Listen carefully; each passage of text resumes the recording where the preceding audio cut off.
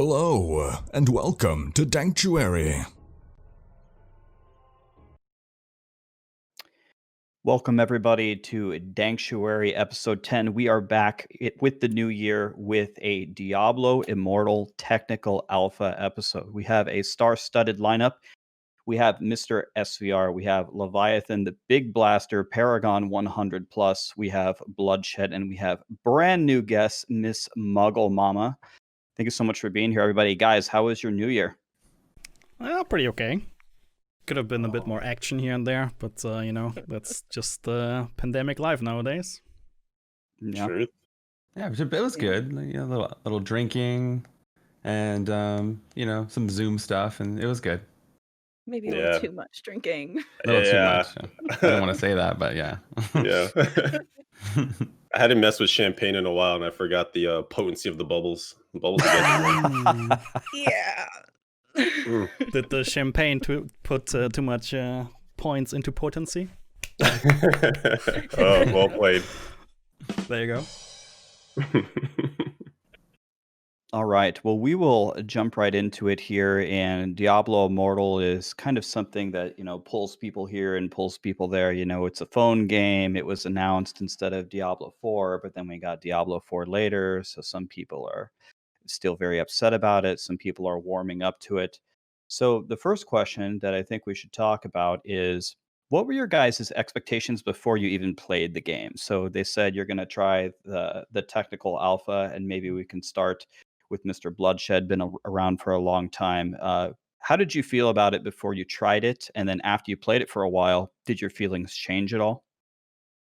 Well, I got to play it in 2018 and then 2019 at BlizzCon, so I already kind of knew I liked the gameplay, and I had a good idea of like the general, I guess, how you move and combat and everything. I actually really liked it up to that point, but I was really apprehensive, or I was really didn't know how the game would shape up. I didn't know how the Endgame would be and everything. So I was really blown away by the amount of stuff like to do, and then how addicted I would get to it. I guess that was like the biggest shock to me, is like, oh, it's actually addicting, and there's so many things like, I can tinker with. So pretty cool. I remember from 2018. So 2018 was the year when we had the announcement, right? And a lot of people were disappointed. And like, obviously, we content creators, we talk a lot, like also behind the scenes, right? And I remember like distinctively that Bloodshed, at least to me, was the only one who like from the start said, oh yeah, I'm gonna play it. Like, I will definitely play it and I will like it. And everybody else was still very hesitant, especially due to like the community roar, like it was a crazy time at this point. And to me, I think like Bloodshed was the only one who said, yeah, I'm gonna play it, I'm gonna like it, like I don't care. So did anything change on this end? For me, no, nothing changed. I mean, other than, we'll probably get into some topics. There's some things I want changed, and it's not perfect, but it's still like super fun to play, especially as like a mobile experience, I think. Yeah, I was definitely one of those people that was kind of very disappointed, and my community's reaction was also not really positive. Like, my Discord was, I don't want to say on lockdown, but man, there were some rough topics in there and some rough words spoken. So that wasn't like the nicest thing overall. And it's entirely different right now. Like, I expected when the embargo lifted and I started to stream. This is like flashback to 2018. We'll see how people react, but it was like people, like, I guess the haters just didn't care anymore because they got what they wanted in 2019. And they just, got a blog post update about things that they wanted to know anyways. So it was very calm on this end, and I expected a bit more of a like backlash. Maybe that's just me being pessimistic, but I just expected like a bit more backlash, but it didn't happen. Like, people were like super interested, and that was a really nice change on how the community reacted to this one, to the embargo lift before Christmas. Yeah, I think like this showed by far that timing is everything, because the way that I was kind of eyeing things is very similar to Matt's perspective of, oh boy, flashbacks to 2018. Like, when I learned about the fact that there'd be the technical alpha, we'd be able to stream it, and I was like, do I want to though? Like, do I want to open myself up to just everybody coming in? Do you have a phone, dude? Like, just gonna be so miserable. And it was markedly different. Like, it was wildly people interested and popular and asking questions, and like the numbers looks good across the category and stuff. I was very impressed with how the community kind of came out for Immortal. And I think there's like a twofold factor here. It's like, one is community is just thirsty for Diablo, I think, right now. And Matt or sVr, sorry, put a good point on things that, the timing has shifted in such that we have Diablo 4. Everyone has sort of their, okay, be safe in knowing that your PC game is here. Don't worry about Immortal taking its place or killing its development or whatever. It's two different teams, two different projects. And it makes me wonder, honestly, like if they had, I don't know if maybe just something went wrong in the background, but if they switched BlizzCons, if 2019 was 2018 and 2018 was 2019, I think Immortal comes out to a way different kind of fanfare and like would not have been a problem child at all. Like people would have been like, oh, cool, mobile Diablo, sick. And we still have D4 coming. So I agree. I Yeah. didn't get to test Immortal, obviously, because I wasn't at BlizzCon 18. And it was like they announced it. And I remember my heart dropping. Like, what? A mobile game? Like, what's going on? I warmed up to it real quick, though, because I play a lot of mobile games. I went, well, this is going to be cool. I waited carpool lines a lot because I have kids. So this is going to be cool for me. And I remember being blown away at BlizzCon 19 when we got to play it. It was like, this was way better than I was expecting. So like when the alpha came and they're like, you want to play it? I was like, yeah. And it was even better than I was expecting then. Like there was so much more to it, with we'll get into it, I'm sure, but everything else that they've added from BlizzCon 19, I was like, oh, this is going to be really, there's going to be a lot to it. It's going to be really, really cool for people who just play mobile games. Yeah, so the sentiment that you had in 2019 when you tried it for the first time and you liked it, I remember myself in 2018, like right after the announcement, going to the test station. I'm like, I'm gonna hate this, like already like predefined how I'm gonna react. And then I played it, and I'm like, prophecy. Yeah, exactly. I'm like, and then I'm playing it, and I'm like, well, actually, it's like nobody will believe me if I tweet about this or if I say anything on my Discord, like, actually, guys, I just played it. It's not that bad. Like, obviously I couldn't say anything at this point. That's how it felt. But I really tried to hate it in 2018 when playing it, but I didn't. Like, it was at that point already like more polished than I expected. I was still surprised that it took us so long until we get like into alpha. Like, they're really, really, really, really, really taking their time.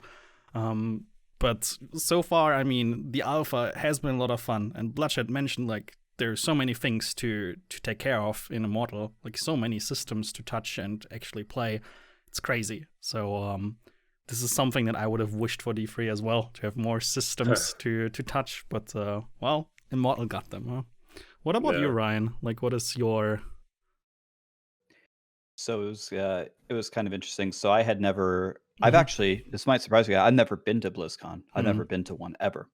So I had never played Immortal, and I heard in the last BlizzCon, the people that were trying D4, the people who actually tried Immortal, they said it was really good. And I was like, well, I actually like phone games, but I've never played like an ARPG on the phone where I'm constantly blasting and developing carpal tunnel, and it's like Bejeweled and Solitaire, and not actual gaming on a phone. But so for the technical alpha, I actually started one day after. I think it released on like a Thursday or a Friday. I started the next day. I got everything set up. And I had some people messaging me. They're like, Rax, all the other streamers, they're playing Diablo Immortal and they're saying that they like it. We trust you to turn it on tomorrow and say that it's garbage or whatever. I'm like, okay, monk ass. And then I turn it on. I'm like, this game's pretty good. This game's pretty fun. And one thing that I kept thinking about is think about the Wolcen actual release and think about what Cyberpunk and how these games are like a total like catastrophe that didn't like work at all. But this is the Diablo Immortal Alpha for a phone game. And I was trying to break the game, like trying to do everything I could. I'm like, this game plays really well. And they figured out a lot of little tiny things, like at the end of what are they called, layers, like the little blacksmith appears there. I'm like, oh my god, that's amazing. I wish they would put that in the dungeons too. But I was like, and they're like, Rax, are you a paid actor? How much did they pay you to say that? I'm like, guys, come on. It's just an actual good game. So I was really surprised. I did get some negative backlash. There are still some people that come into my chat that just say, "I'm never playing a phone game." Like, have you guys gotten any of that? Because I'm getting not a ton, but some of that. Oh, Yeah, for sure. 5 people, Yeah. maybe. Yeah, Like, for sure. sure. I think it's like what mobile games represent, typically Mm. is what the core is, like the scummy energy mechanics and all that kind of stuff. So I think that's where the most of the anger is coming from, because it's associated with it, where PC games aren't typically associated with being so scummy, I guess. But so I think that's just what it is. This is misdirected anger, just like it was in 2018. This is misdirected constantly. So I've never really played a mobile game before, like any kind of mobile, except for like Sudoku puzzle or something, like this. But I've never really like played a game that is similar to this. So I was not biased by like monetization strategies. Like I wasn't aware of, how the mobile market works on this end, which is essentially one of the reasons why I didn't understand why people were so furious, as in like calling it a money grab and saying that there will be some exploitive monetization schemes in there. So from that point of view, I guess plenty of mobile games are doing that one, and I'm certain we'll touch some monetization discussion later on. But like, how do you guys feel about like the current monetization in Immortal, even though we have a larger section later on? Like, Rex, you want to go first? It's such a big question. Yeah, so that's a big one, yeah.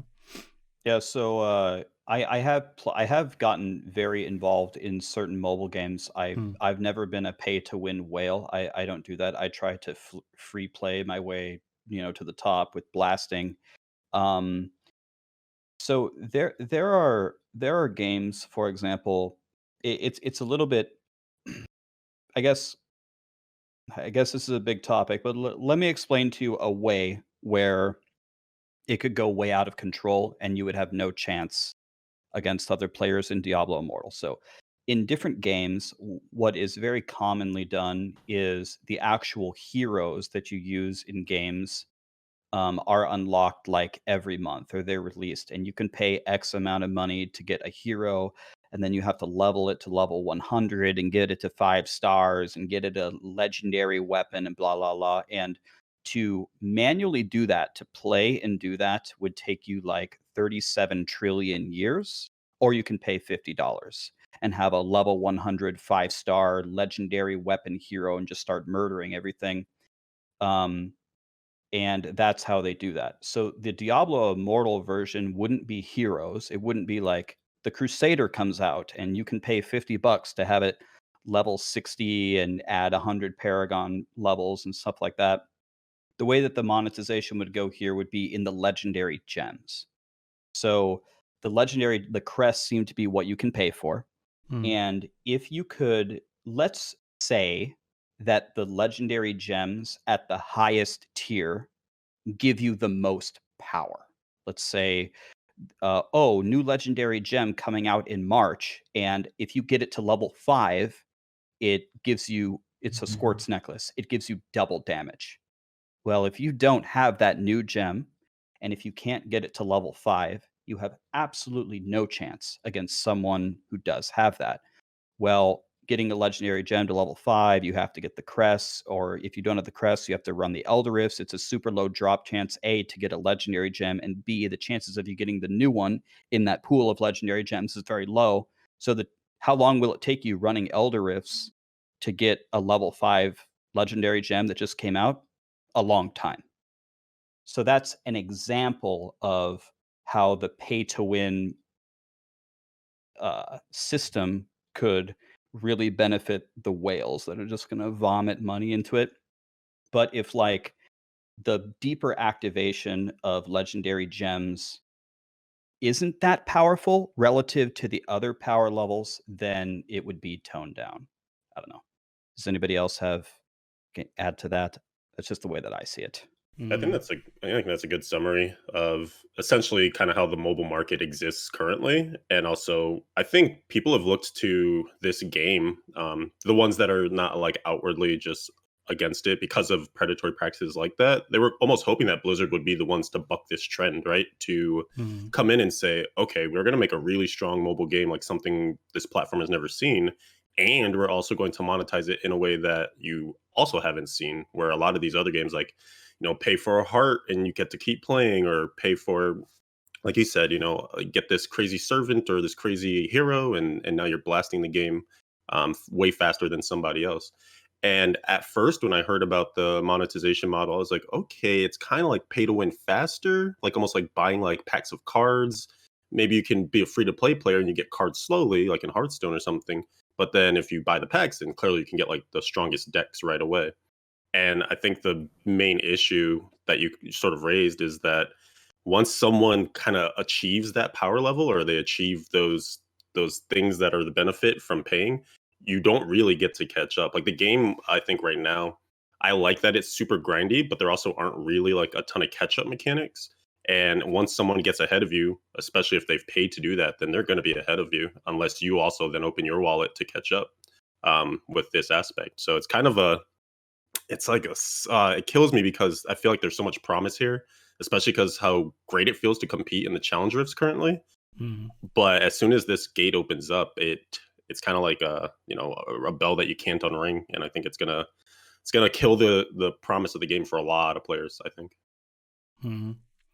Yeah. So you mentioned the point of like essentially it's fine if paying is some kind of acceleration, like somebody gets faster from like A to B, considering that the jump from A to B is not super high.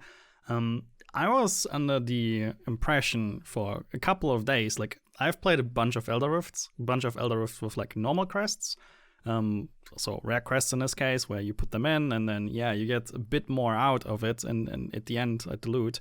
But overall, they feel like as if you would actually not bump them up if you would just run normal Elder Rifts, and they're like absolutely inconsequential in terms of returns. And when you drop in a legendary crest, you get a legendary gem back, and you can socket these. They are stat increase. They have like a separate effect, and some of them are super potent. And I was under the impression that the only way to get a legendary gem is when you put in legendary crest and then you play the Elder Rift. That's what I thought too. Yeah, and I was in distant belief of that one for like 2 weeks, and I was like, all right, so legendary gems are strictly gate kept behind legendary crests. There's no other way to obtain legendary gems. I was certain of that one. And to me, that felt like this is not an accelerator. Like, this is like legendary crests are not an accelerator. They're literally gatekeeping something. And that's when I was like very strong into the too much pay to win, big red stop sign essentially. And then somebody linked me a clip of Bluddshed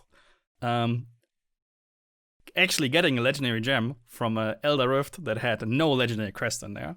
And I was like, oh, so they can actually drop normally. Okay. And then I was like, well, I played like 50 of them without legendary crests, and I didn't get a single legendary gem. So I was like, so what is the actual drop chance, right? Like, we don't know. There is a way to get them without paying, apparently, but I haven't seen them, and I'm not sure many people did. I just saw the one clip from Bloodshed. I'm like, yeah, that's proof. Okay, that's good enough for me. So there is a way to get them without like, gatekeeping and paying. But still, the acceleration rate is like, I think they should really tune it. Like there needs to be more fine tuning on this end, and it's an alpha, so we have time for feedback, and a lot of time for feedback. And I hope they will listen to this one on this end. That really, like, the current system feels very gatekeepy, and that's not an accelerator anymore. And that's a bit too strong for my taste. And another point was, like, I discussed this with Leviathan a bit. Do you guys feel that legendary gems are weighted? So you find some gems more often than others? Yeah. I 100% feel this way. Like, Yeah, they are. mocking laughter. Yeah, laughter. I have like 100 of those taunt gems or whatever. And Yeah, like, mocking laughter, exactly. yeah. Wow. It is mocking, exactly. Yes. I remember I was playing with Adam, so Pez Raider, the community manager, and he put in 3 legendary crests, and we killed the boss, and he got 3 mocking laughters. And he left. Ouch. Easy. He was done. So yeah. So anyone? Yeah, and I think. Yeah. Go ahead. Sorry.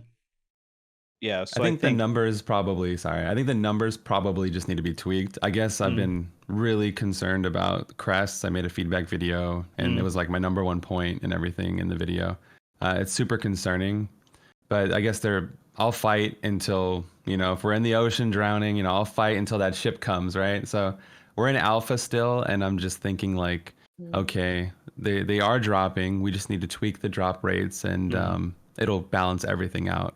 It's like World of Warcraft, right? You can buy a max level character, but you can eventually get there. I think right now it's only like 10 hours to get there, but so yeah, it's just an accelerator is okay as long as it's not like Rax said, quadrillion years is just the difference, right? Yeah. So it has to be like a nice middle ground for everybody, I think would be Yeah. more acceptable, or just remove them completely and just make some sick cosmetics. I yeah, think there and can be a so meet in the middle with it. I mean, put a cap on it. You can only purchase so many during an event and be done with it, you know? Like, that's an easy way to kind of meet in the middle. If people can't, you're talking about people who can spend hours grinding this game, and then you're also talking about casual people who will be, well, I can't play that much to try and get a high, get the drop rate free. So I'd rather purchase it. Make it so they can only purchase so many of them, and it's not the end of the world, you know? Yeah, I agree. That's my There's opinion on it, at least. Mm. I feel like that sort of gets to the heart of essentially how to solve it, right? Is like Blood is saying and MuggleMama is saying there's these different levers of how do you adjust for this, right? Do you make the gems drop Mhm. more often for players that aren't going to invest the money? Do you just make the gems not such a considerable gulf of power like Rax was mentioning initially? And I mean, like that's the thing. It's so early still. It is like you guys have all been saying. It's still alpha, so there is hope that we can see some Yeah. adjustments. And I think one other comment from the AMA that Wyatt had mentioned. I think there's so much information from different sources at this point. I'm trying to remember where it all came from. But I think one thing he mentioned was like there's also just more stuff to come, right? More Endgame. I think we're going to talk about this at some point, Mhm. and more other activities that maybe the concentration of what people are kind of keying on and what they're thinking about the impact on it might not be as egregious in some of the other systems. Either way, it's still like if you care about the challenge rifts or competition, it's still going to be a concern for you. And if that's going to be part of the game, then there has to be some kind of adjustment. But it does make me wonder like what else is going to happen here. And it actually could even sway the other direction too. Like there could be instances where some of these legendary gems are super important if you're gonna have like tanks in high tier dungeons and stuff. Maybe you'll care about having a super high mocking laughter and I don't know. So Mm. there's a lot going on. no, I mean, yeah, all that is really good points. The from playing other pay to win mobile games, the place that I would start at as, before I would release Diablo Immortal if it was up to me is completely ignore for a moment everything that you can buy. Ignore the legendary gems and let's just look at playing the game. And I would ask myself if give it so you have the drop chance on an Elder Rift, whatever, 1 in 20, 1 in 50, whatever it is.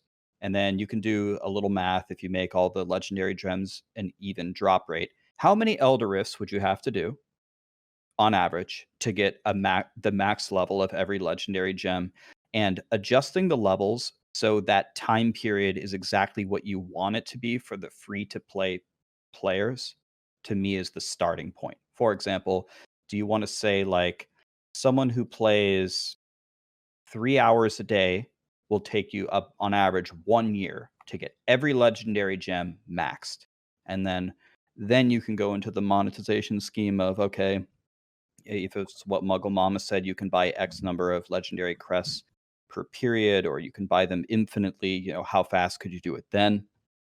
But there are a lot of mobile games where the monetization scheme is so extreme that to get that, for example, to get the max level of every legendary gem as a free to play player would take more than a decade.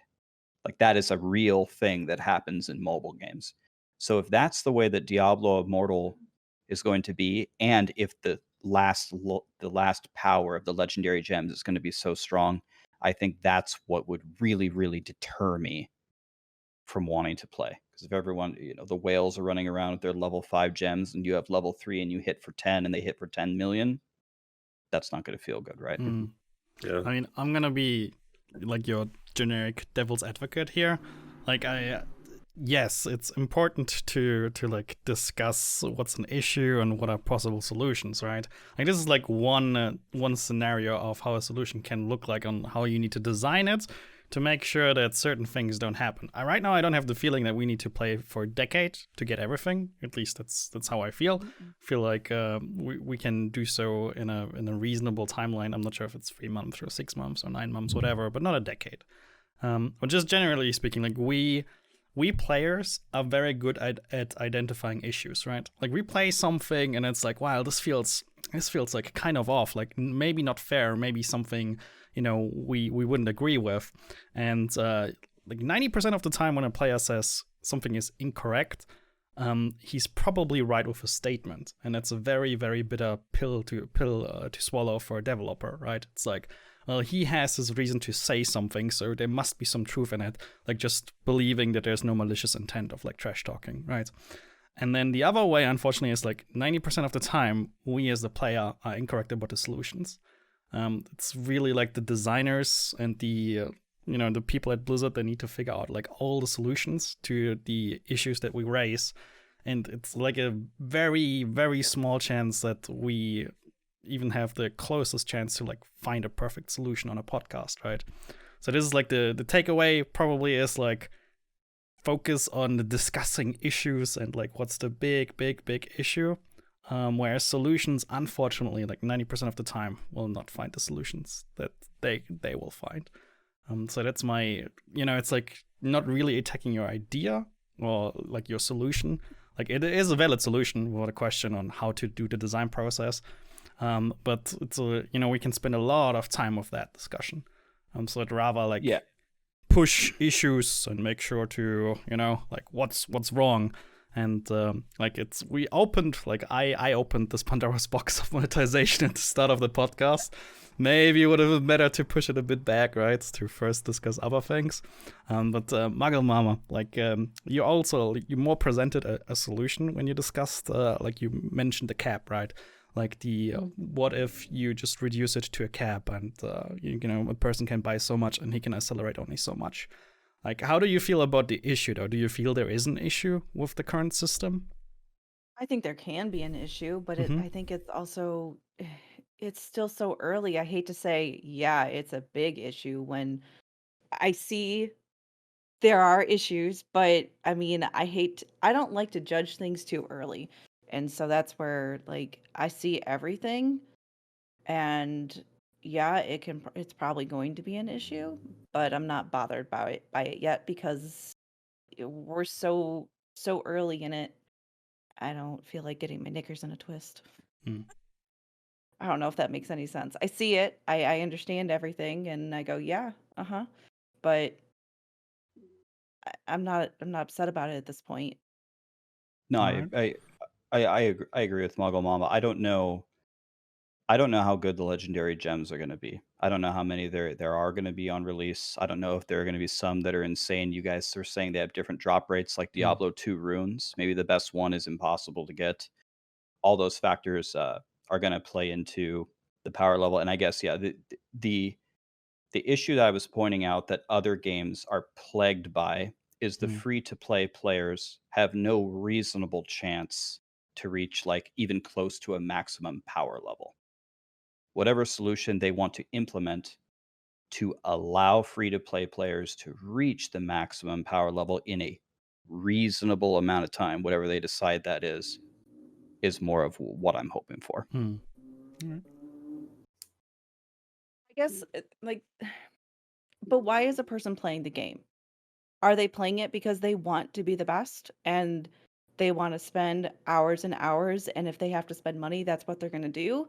Or are they playing the game because they think it's fun, and who cares if I'm not rank 1? Like, like, that's the like, Leviathan's rank 1 right now. That's his competition. That's the nature of who he is when he plays a game. Like, don't play Jackbox with him. He wants rank 1. Like, it doesn't matter. Like, so, but like where I come from, like playing games, I'm playing a game to have fun, and I can't compete with Leviathan. I don't have the time to put into it. I have children, I have a husband, I have things I have to do. I just can't do it. And so like yeah, we have there very well can be a pay to win option here that might be an issue. It doesn't bother me though because it doesn't affect me. I'm either going to spend the money or I'm not, and I'm not playing to be the best. I'm playing because it's a fun game, it's put together well, and I enjoy it. Like, Yeah. isn't that what it comes down to? I mean, that's a very fair point, right? It's like we are all sitting here from like, or a few of us, right, with in our own bubble of like, you know, content creators playing a lot, right? Playing like an outrageous amount sometimes, right? Especially when you take vacation and you go like full blast mode. So yeah, that's something that like the issue that we depict here, we discuss is like who actually has that issue. I have that issue. I feel like Levy feels that issue as well. And Rax definitely does, I would say.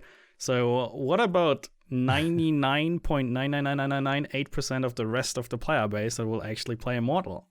Will they feel the issue that we feel?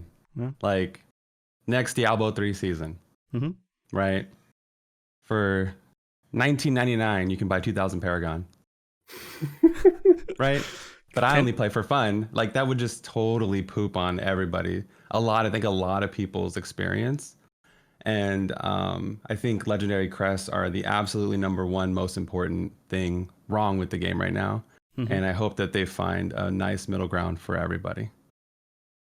Yeah, and not to belabor the point too much, but I do feel like it kind of it's everyone's kind of touching on it. It really comes down to like who Blizzard is kind of developing this game for, and who we feel like are going to be like the mass market of this game, right? Is it converted ARPG players that are used to playing games on their PC and coming to mobile? Or is it the mobile market at large? Because you could argue that the mobile market is potentially used to spending money on their games, and there should be enticing things for them to spend their money on, things of value, which this we're all, I think, noting is incredible value.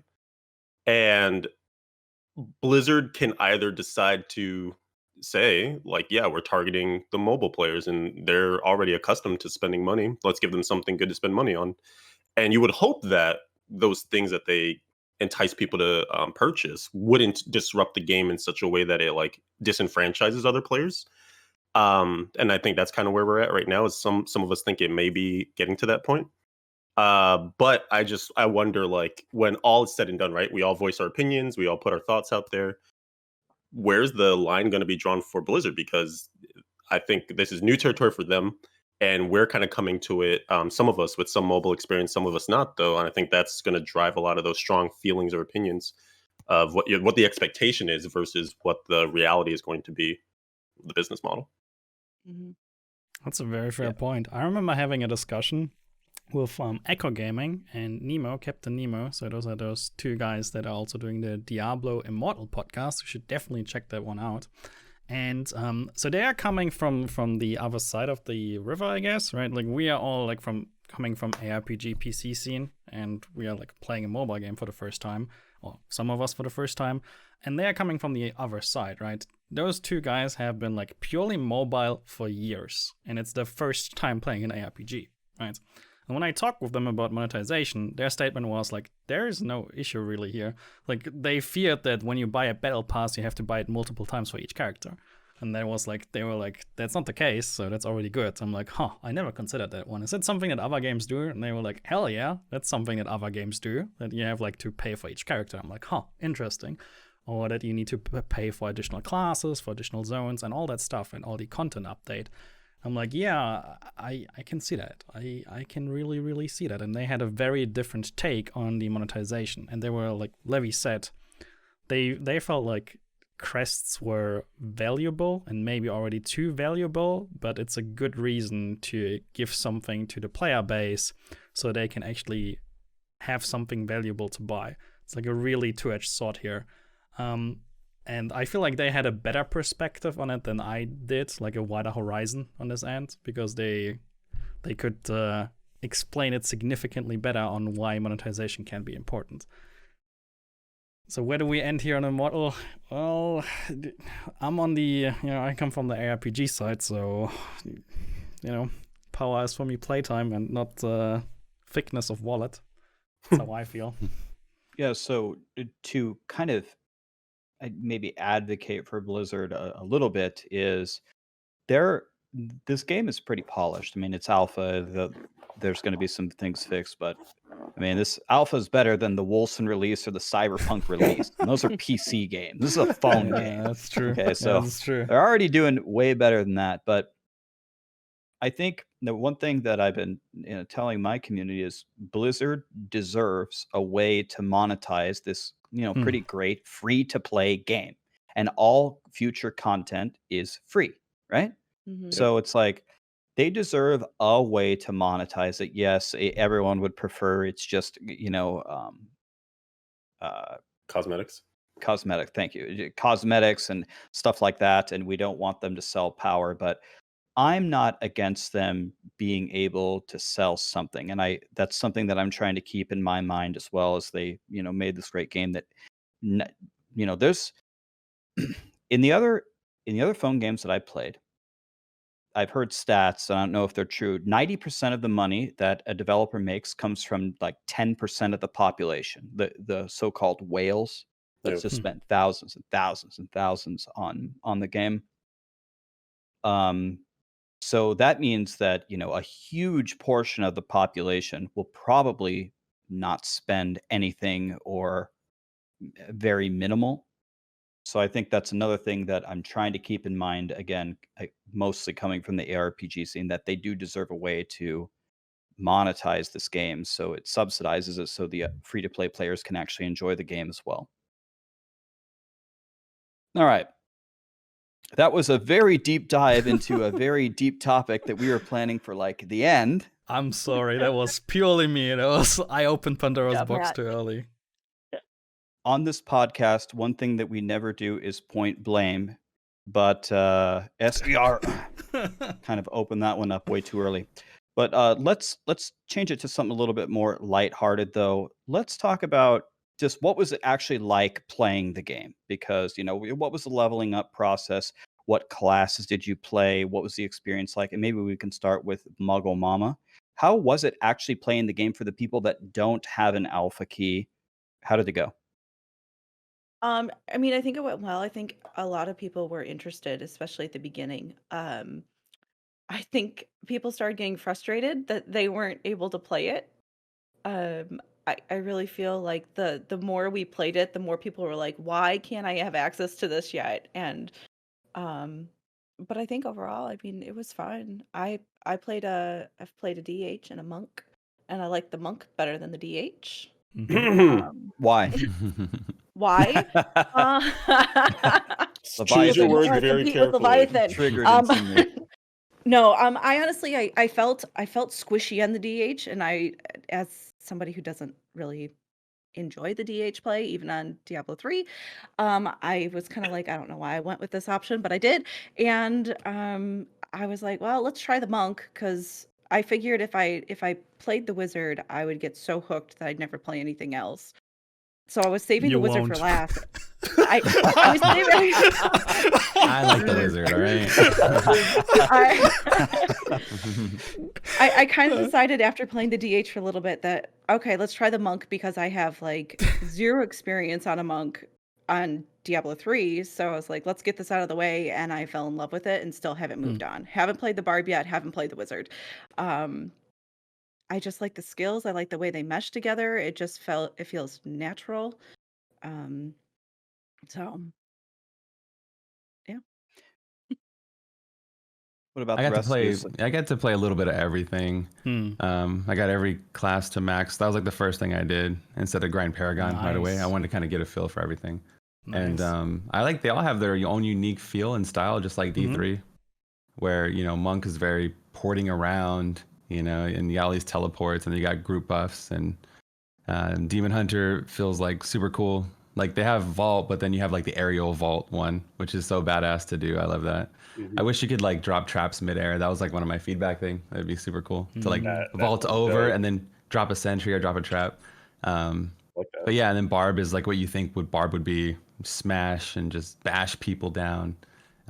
Yeah, overall, all the classes. Wizard's my favorite. I love the combos. I think they did a really good job on all the classes. So In which order did you play the classes?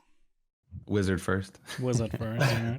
Wizard And so first. if you would have to rate them in terms of power, from your own experience, without like looking at CRs, like what would you say?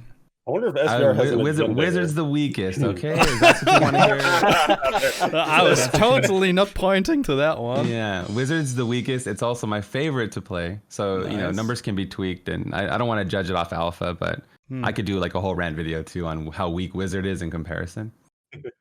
Yeah, it's pretty substantial. One thing, so my perspective is a little, I guess, almost opposite to Blood's, because I've only played Demon Hunter this entire time. And I keep telling myself, like, all right, when I get to where I feel good with my DH, I'll try something else. I still don't feel good yet. I think Alpha is going to end before I'm like, all right, this DH is solid.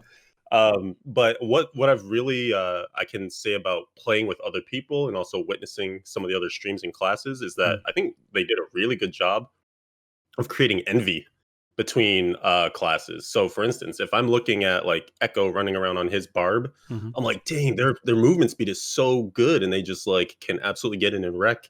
I'm like, I wish I had sprint. And then I look at like Pez throwing his videos on the monk on his Twitter, and I'm like, whoa, those combos, those legendaries, like actuating the skills, that looks insane. I wish I could do that. And then I look at the wizard, and I'm like, I'm not really jealous of anything there. So we got teleport. I guess that's cool. Yeah. You can go through some walls. Nice. Yeah. Teleport into the Countess 90 seconds. Yeah. Yeah, Yes, I can't exactly. do that on my DH, so there you go.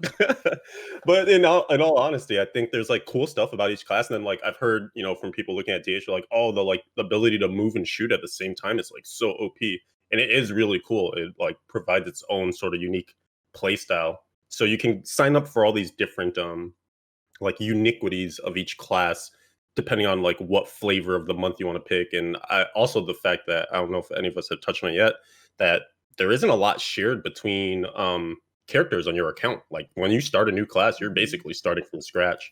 So it's kind of an interesting grind each time, especially with the rarity of legendaries as well, that you are gonna, once you commit to a class, you're going into it for the long haul. It's going to be a cool adventure. You're going to come across stuff that forces you to use skills you may not have even thought you would use, especially in like your leveling process as well. And I like kind of how it is right now. So Interesting. I felt like that was to me very unlike ARPGs, to have like completely split characters and not even having like a stash where you can interact between them, or not even like which what we tried today was like Trick 17, which is you sell your gems on one character, you log out, you log into the next character, you go to the marketplace and try to snipe them, but apparently you cannot buy your own items that you sold with a different character, because then this would open up to some ridiculous stuff like fast leveling your character in like 4 hours into Westmarch, and then buy empty the gem vendor, do your battle pass for the gems, and then sell your gems and buy them on a different character. Right, so I think this is something I mentioned in the AMA. The reason why we don't really have like sharing between characters right now is because they fear that you might like have like 10 characters and you do your dailies and your bounties on them, and then you use all those resources to just pump everything into your one main class. So I agree that would have been like likely that would be an issue. It would be sad if this is like the best way to farm gems, is creating your character and then buy out the gem vendor and then restart again. That would be a very sad thing to do. So, but still, like sharing via the stash feels something very, very ARPG-ish. And I was surprised that this was not possible, but after the AMA, it made complete sense. It's like, oh yeah, there would be like so many ways to like repetitively recreate characters, delete them, and just funnel everything into one character. So I'm okay with it now. Like after understanding that part, I'm okay with that one. Yeah, it's pretty jarring at first. You're like, wait, what? That's so dumb, right? Like you said, and then you just like, okay, you have to like retrain yourself on a lot of things because you're like, but that doesn't make any sense. I'm not used to this. And then you get like a charm with stats for another character, and you just can't give it to him. Yeah, True. Yeah. it's weird. It's weird, but you just kind of like, okay, well, this is the game, and I'm used to it now. I mean, it's after 100 hours or whatever, I'm getting used to everything. So.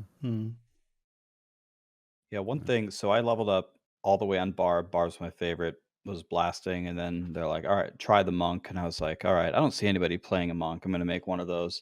One thing that really surprised me about the monk is that it has incredible synergy between the skills themselves. Like with the barbarian, I felt like I was running in and just just mashing all of my different smashing abilities, just trying to kill him as fast as I could in between auto attacks.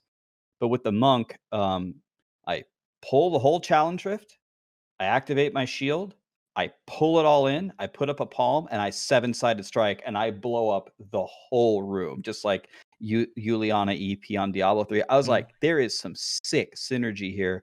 And to be honest, when I unlocked the shield, I was like, why am I ever going to use this defense?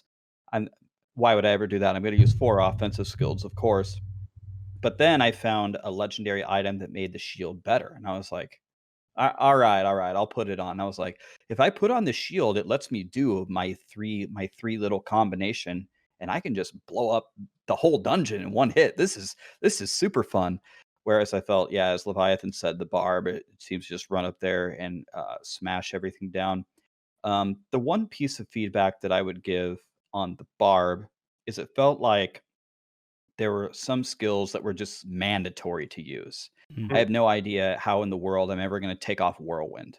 The whole idea, with ARPGs is pull the whole room, right?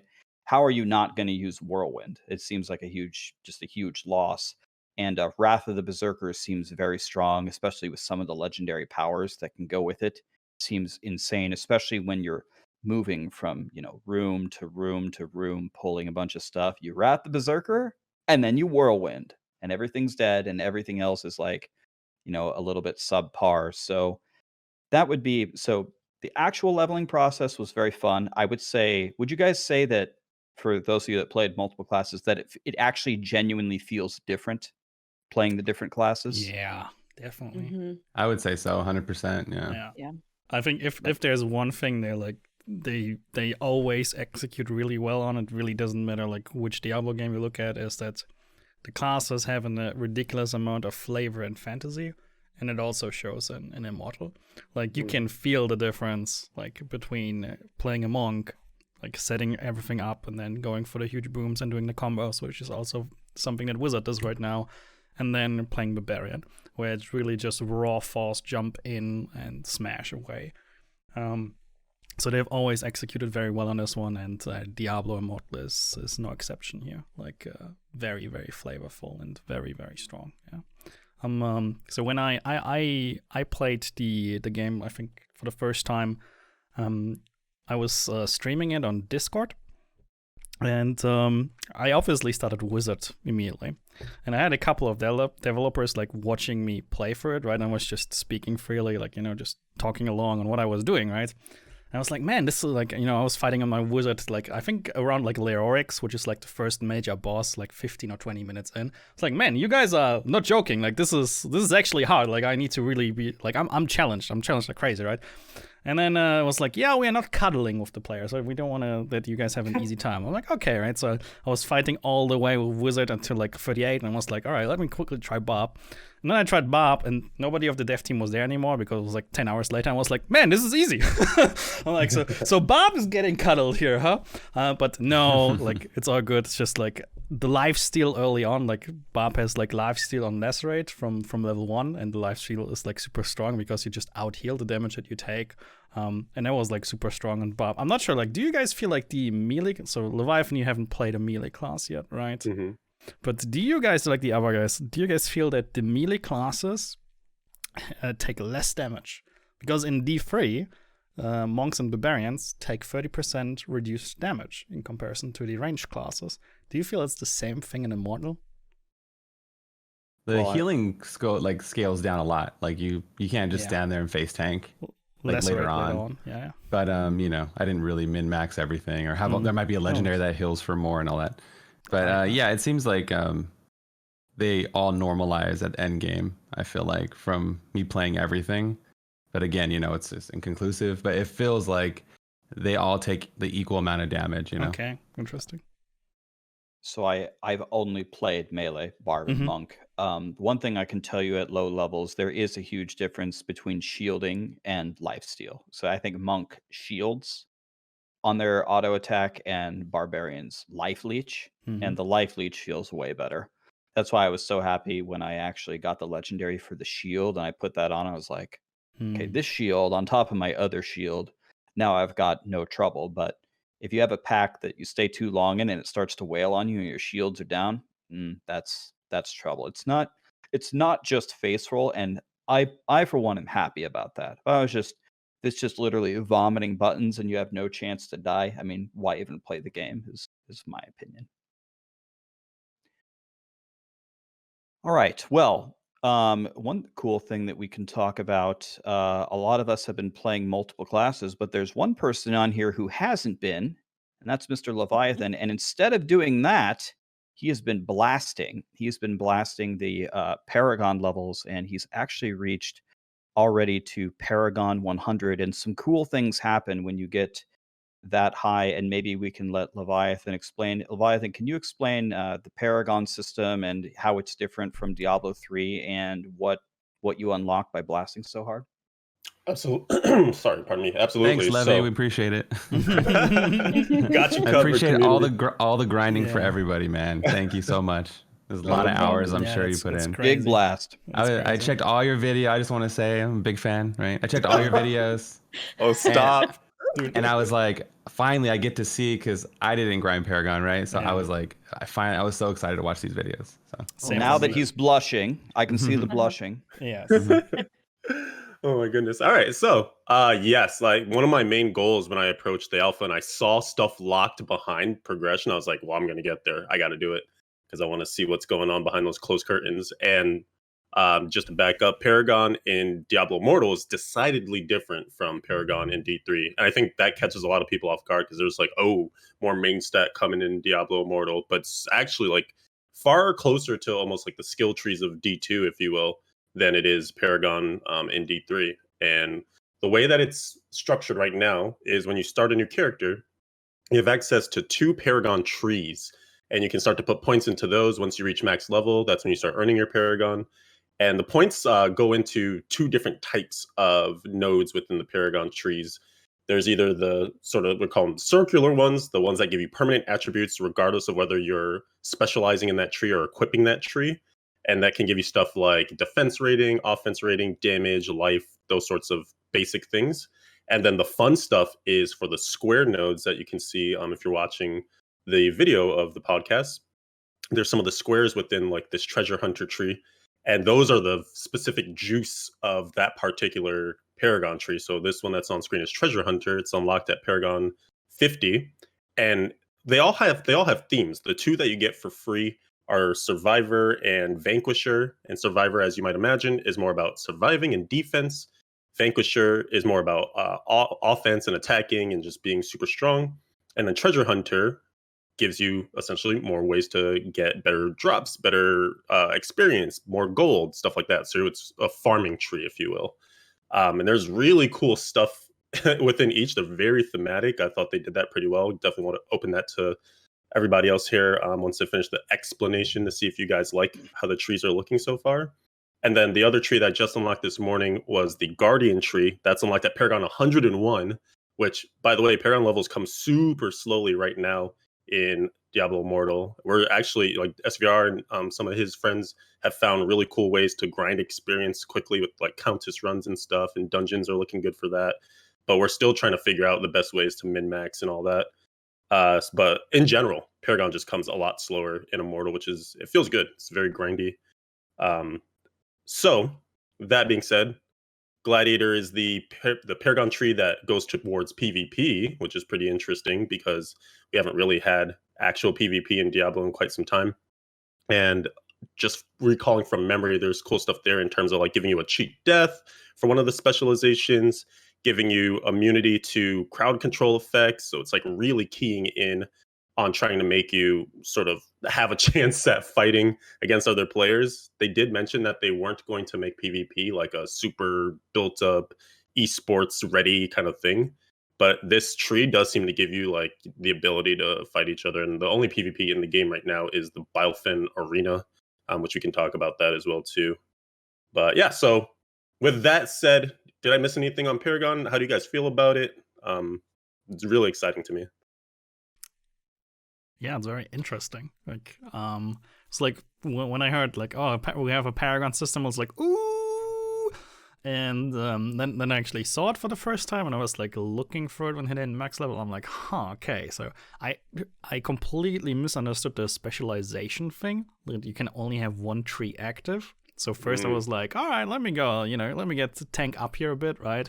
So I'll take these, and then I'll take the other ones from offense that I want to have later, right? And then I noticed, and like, oh no, you can only have one tree active for the specialization ones. So you get the permanent ones from the other one, but you can only have one specialization active. I'm like, no, mistakes were made. Like, probably read the info next time.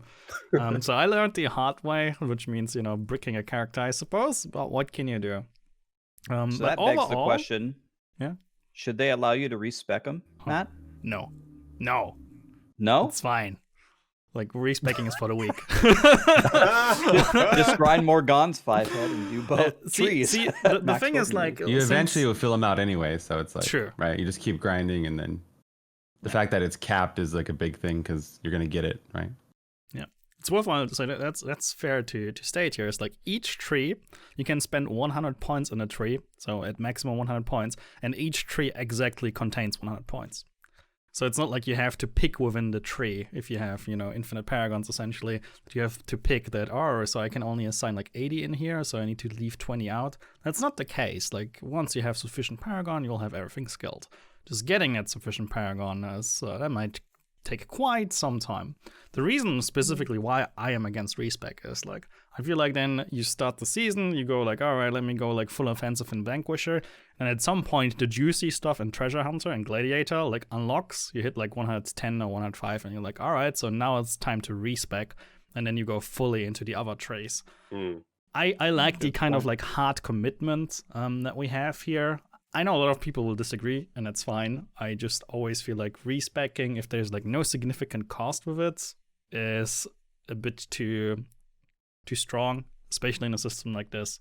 So I'm okay with, having bricked my wizard at this point because I didn't read, the info stuff, but it's fine, all good on this end. But overall, very positive about the entire Paragon system. Like, thumbs up. Cool system. I like it.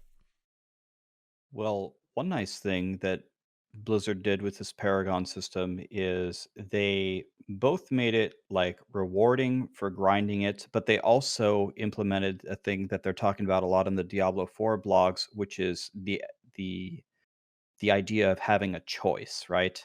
So you get stronger no matter what when you fill up all the trees that you're going to have all the time. But based on what you're doing, I mean, the gladiator tree looks pretty sick for PvP. The cheat death in the bottom right corner will undoubtedly be a thing that you need for PvPing. And the treasure hunter thing for farming, and the two other ones seem a bit weaker, but they're the first ones that you encounter. So it goes back to the hard commitment that Matt describes. And since they have stated, right, you cannot buy XP, it is just a hard commitment. You just have to blast if you want to get those really juicy nodes. So I thought they did a really good job in terms of balancing, giving you something rewarding for blasting it while still forcing you to make a choice all the time with your actual character while you're playing. Unless Bloodshed gave them like the bad idea, $99.99 for 200 paragons. What's that? You mentioned earlier, like the $99.99 for 2K paragons on V3, and my only question is it one-time purchase or not? One per season, yeah. That's my only question here. Let's be honest, at least once per season, okay? You'd be good for 3 months. They said, though, they would not sell items and they would not sell experience. So as long as those are a valuable part of your power level, and legendary gems don't, sail to be the new Paragon system in D3, it looks pretty decent. Looks pretty good to me. I like the ability to swap between everything whenever you're doing other things too. It's nice to think about all the systems in the game and not just, I'm getting 5 main stat, I'm getting 5 main stat. It's nice to have like anything where it's thoughtful or we're build planning or just thinking about what we're doing. It's great. I like it. I can already feel the moment when you're playing for like 2 or 3 hours, right? And you're farming like a specific route, and somebody in chat is, so what Paragon specialization do you play? And you explain like, yeah, I'm playing, obviously Vanquisher or something, and you open it up and you've been on something else, and you're like, dang, again? Like I can already see that one happening like multiple times. You've been grinding for a couple of hours and you made this amazing explanation on why this is the best tree for you right now. Then you open it and it's like, well, I was on the wrong tree. So, maybe having an indicator somewhere to see on which tree you are right now would be something for people like me that will make this mistake plenty of times. Like you actually can. If you're in a party with somebody and you Really? tap on their face, it'll show you like treasure hunter and like the little icon for it. There you go. It's all good. It's in there. Polished There you alpha, go. man. Like I can tell you, like before we had the armory in Diablo 3, like my team would always check my legendary gems, always, because like the first run it was always like, all right, we're running with sVr, never empower the first one. Like it was always the rule before armory, right? So it's like because something else, like, yeah, sorry guys, XYZ is incorrect. So I appreciated the armory a lot. Like, how do you guys feel about armory in Immortal? It has also been something that some people like requested, technically speaking. Like for instance, I do have, like, before we go to the PvP arena thing, I'm switching a couple of things. Like I'm switching to defensive gems, and I'm switching to like a different offhand that does like freezing, and I make myself invisible with teleport. And those are things that I really like for PvP. But I don't want to play like this when I do counters runs, for instance, or anything, right? So it's usually like all right, arena in 10 minutes, everybody is still playing. SVR goes to town, and I need 5 minutes to cramble through the UI to switch, back and forth. I'm like, it's alpha and it's early, but I'm like, I wish there was a better way to do these things, right? So how do you guys feel about armory in Immortal? Yes or no? Well, I think we absolutely need it, but I had the same sentiment as you. I think it's like alpha. It's like I think Blizzard's gonna hate me if I open up their game. It's like, all right, Rax, try the technical alpha, and I go, where's my armory to switch for PvP? They're gonna be like, all right, dude, can you test like the core mechanics of the game first? But it's like, have you leveled yet? Yes, have you leveled it? Can you get to level 7 first and then give us feedback? No, but no, I think it would be very, very valuable. Clearly, at least for a barb, like I change all of my skills when I go to PvP, and the gems and the Paragon specialization that you're in. If there was a very quick way to save profiles that just auto switched it and could grab gear from your stash and switch it out, that would be a tremendous feature. Wasn't gonna ask for it this early, but I think it would be amazing. Yeah, Anybody I agree. against the armory? Against it, no.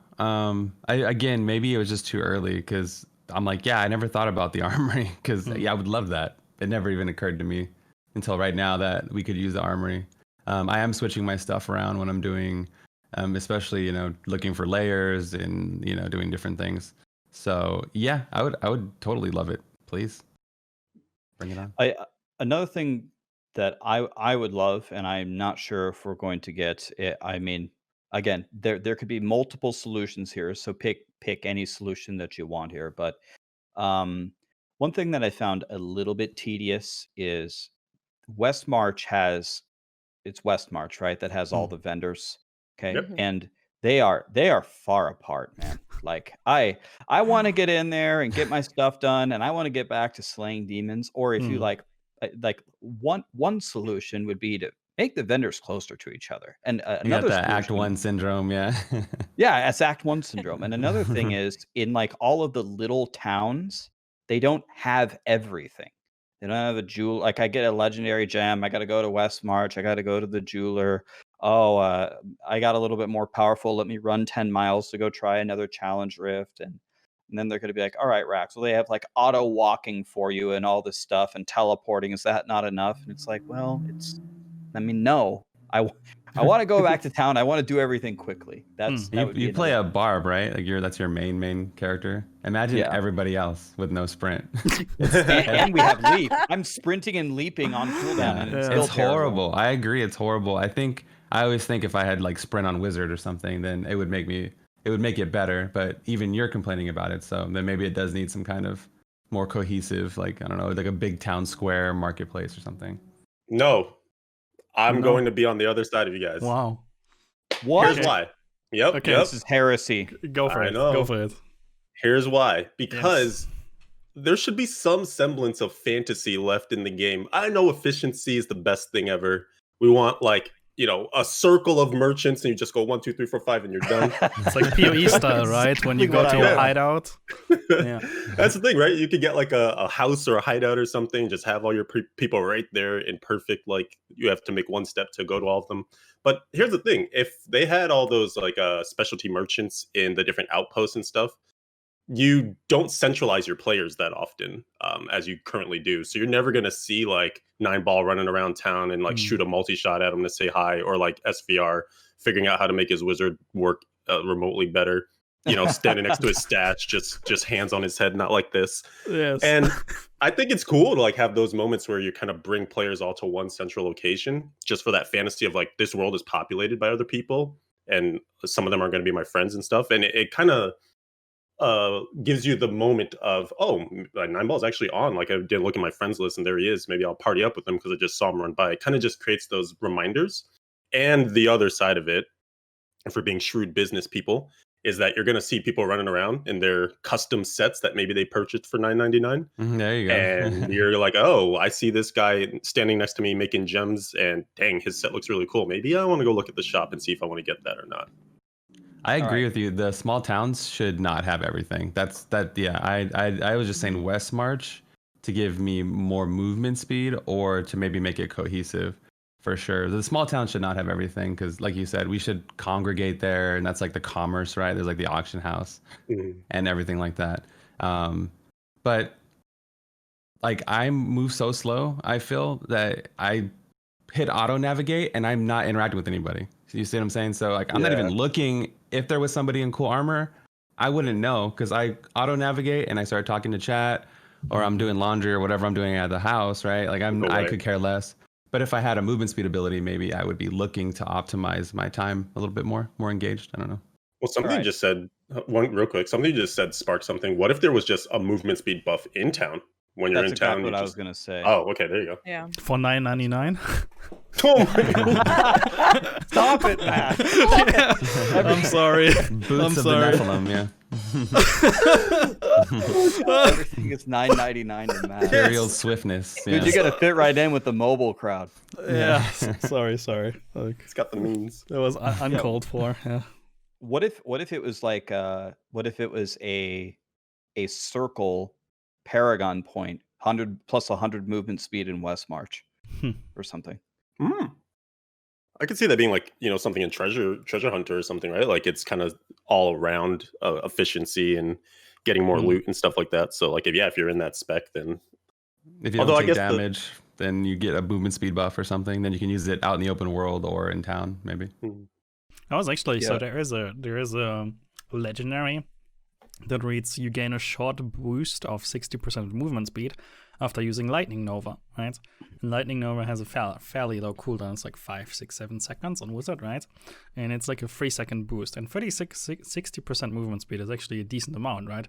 So when I was in town, it's like I went to town and then I used triple teleport to get closer to the blacksmith, and then I used like Lightning, Nova. And then somebody asked me, why are you playing Lightning Nova? And I'm like, because of this. It's like, this is the only reason I play this skill, to just be faster. Like there were also, like at this point, I also had a different legendary. There was also like targets that were hit by Lightning Nova got frozen, and was really nice for quite some time in CRs because I had like insane survivability issues. So I was like, yeah, it's also a defensive thing. It gives me movement speed. It freezes targets. It's really good. But the real usage and the real winner is when I'm in town, because those 60% are really, really big deal to me there. So if there would be like this, 100% movement speed in town, however you acquire it without your wallet, sure. If it's one Paragon point, I'll spend that one, definitely, without a question. Like, as Levy pointed out, Treasure Hunter seems pretty good for that one. If I don't continuously forget my specialization. Okay. Well, so let's move on to while you're playing the game, whether it was leveling up or whether it was in the end game, how did you find the different activities, right? There's bounties and there's doing dungeons. You can just run around and kill monsters and fill out your bestiary. Maybe we can start with MuggleMama. How did the different activities feel to you? Did they feel rewarding? Did they feel fun? Which ones did you like to do? Which ones did you not like to do? Um, I mean, honestly, I like them all. I can't say that I haven't liked anything yet. I haven't played a lot of dungeons over unless they're a bounty. So I guess maybe those are my least favorite. I enjoy the layers because they're a little bit shorter and I like the blacksmith popping up in the middle so I can then go back to whatever I was doing. So I guess dungeons are my least favorite, but I mean, I after I hit 45, I basically was just kind of running around and exploring and trying to figure out everything um without like spoiling anything for me because I think I hit 45 later than everybody else just because I was sick. So I didn't play a lot and so like everybody already had Paragon and I was still not 45 yet. So like I knew there were things I could do like layers, but I also wasn't like, okay, wait. I know they said to do this. I'm just going to go explore and figure this out on my own. So, I mean, yeah. Did that answer the So question? I don't no, it did. So did you find that the game was fun to play essentially kind of without a plan? You just ran into Yeah. this world and just started exploring. Yeah, I definitely took a very casual approach to it. Like I said, I was sick when we got it. And so I think I played like 3 hours the first night and then I don't even know that I played the next 2 days because I was so sick. Hmm. And so I took a very casual approach to it and it was a blast. I had a lot of fun. Leveling was do you want me to go deep into this or do you want to wait until we hit different parts of where we talk about leveling? We talk about You tell us everything. Tell I us everything. felt I thought it was as a casual player and also as I'm not experienced in ARPGs. I play Diablo 3, obviously. My only other experience with an ARPG was Wolcen. I'm gonna leave it at Oof. that. Yeah. And Oof. so like for me, this was kind of like my second experience with an ARPG. And Diablo 3 is obviously so ingrained in my brain at this point that I know what I need to do in Diablo 3. And this is there are obviously parts of it that are very much the same, but there are also parts of it that, as you guys have said, it's like Diablo 2 apparently. And I haven't played Diablo 2, so there are things that are kind of like I'm a little clueless on. And so I had my moments where like leveling up, I was like, wait, now what do I do? Like now I'm 45 and now the tutorials are gone and now what? Like so I had to kind of tinker through that little things like upgrading your gear at the blacksmith. Like in Diablo 3, you just get better gear or you augment it if you want, but so it's like, wait, I have to upgrade gear? Oh, no wonder why I can't do damage in Hell 1. I didn't upgrade anything besides the tutorial when they told me to. So yeah, that's hard. Oof, that's rough. so there was it was good because I got to feel that as like a casual player and go, okay, if they want new people who have never played an ARPG to come into this and have no idea what's going on, once you get through the tutorial, I kind of felt lost. But I mean, I caught on quickly because I was like, "Oh wait, I get this now." But it did take me a little bit. So I had the similar feeling like when I got to, let's say, like level 38 or something, and I was essentially like stuck in it felt like I was stuck. Like I had only one quest and it said reach level 40, and I was like, wait, so what do I actually do to reach level 40? And I was just, go to a zone where monsters have my same level and just slay them over and over and over and wait for them to respawn and then do it again until I hit level 40. And when I hit level 40, then the quest line continued and I was back to questing. And I could do, go to this zone and do XYZ. And I think this stopped once again like one level later, and the next thing that it says was get to level 45. Then was it. And I felt in this limbos of what should I do right now between 41 and 45. And I had no clue. I felt like Challenge Rifts was not the right place, because that is like, I need to test my gear there later. I'm like, all right, this is kind of leaderboards.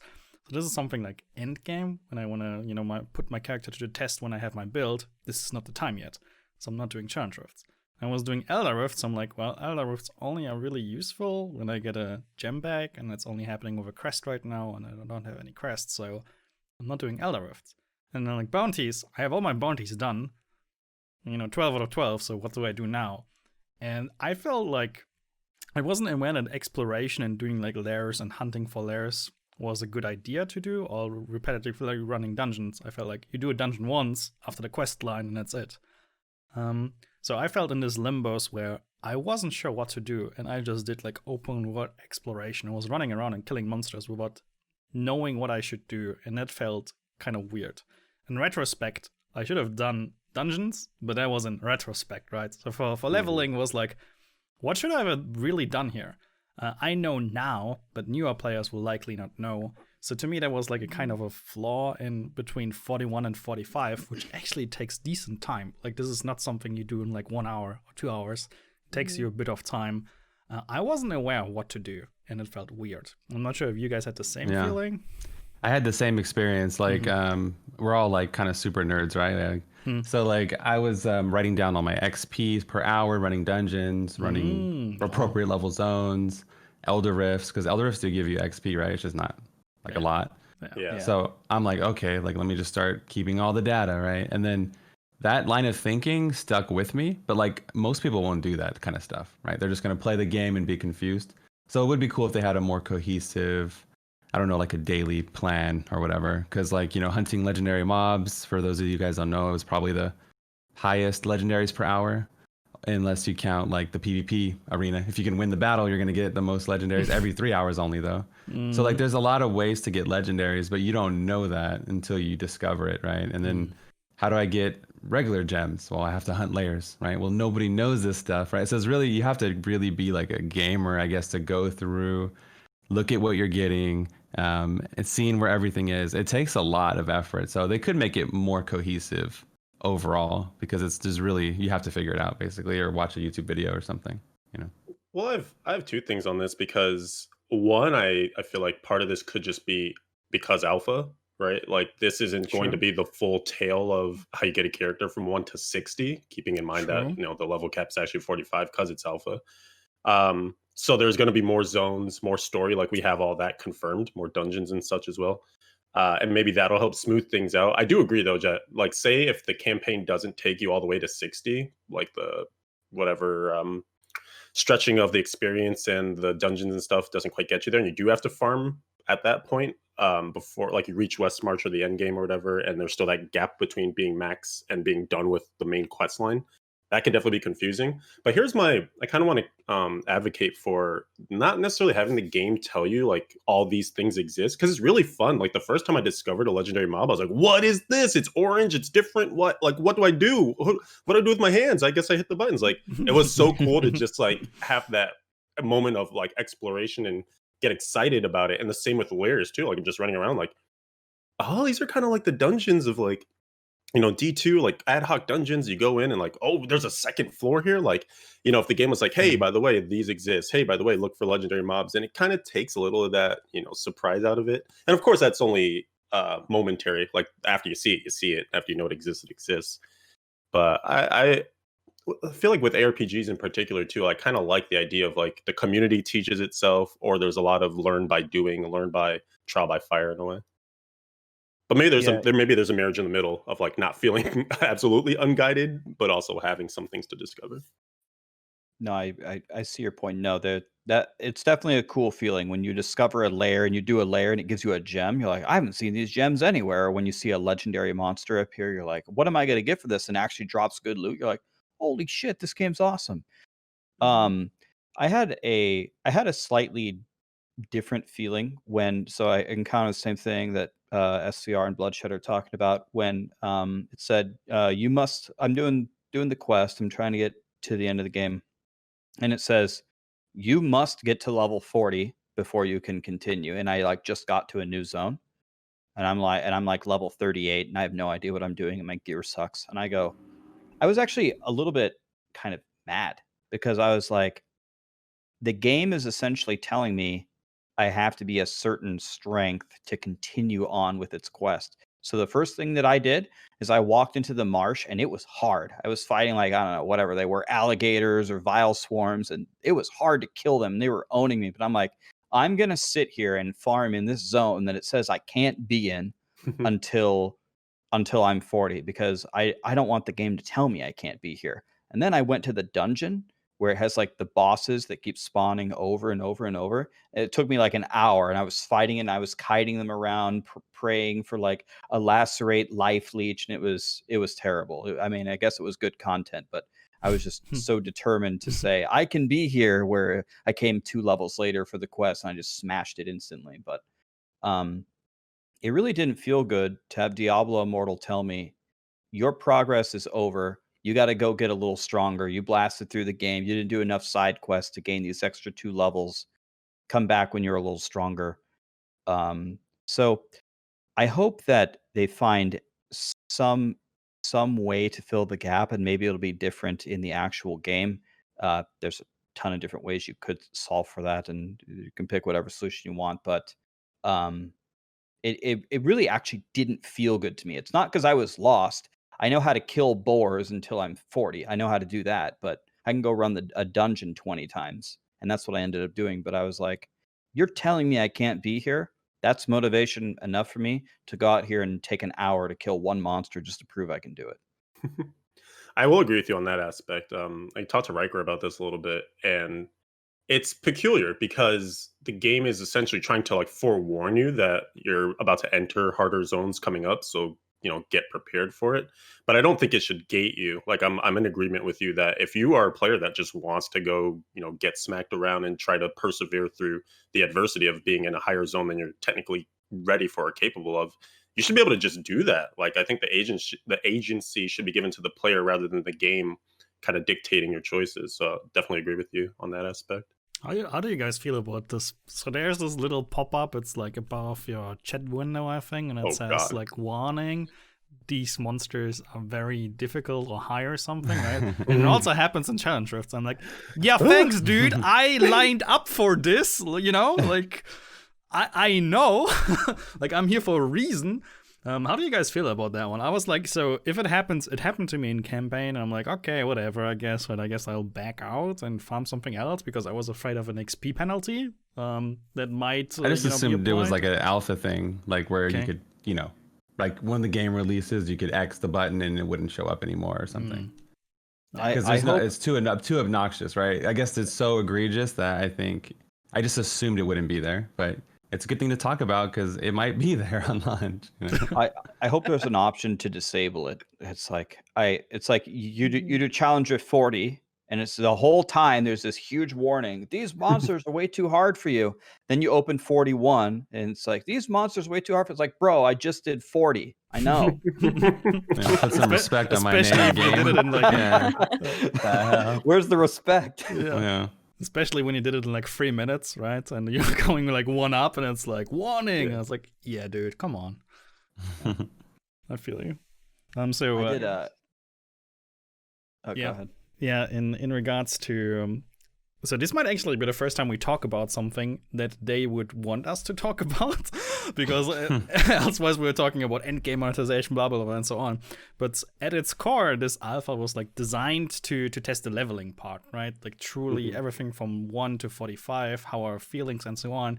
And secondly, they really wanted us to test controls, right? Like how does it feel to play the game? Is it intuitive, right?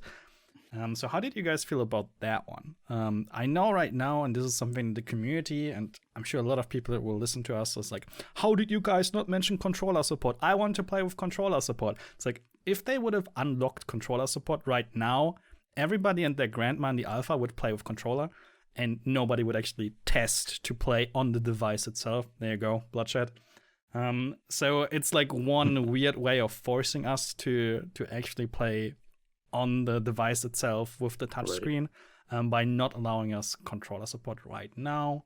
In the AMA, they mentioned they heard us. Like everybody in their grandma said controller support. So we'll see for, beta or release if that's happening. But they are aware. So how did you guys feel about the controls? Like first time playing mobile for me, amazing. How did you guys feel? I feel like the controls are like Blizzard polish level, for a phone.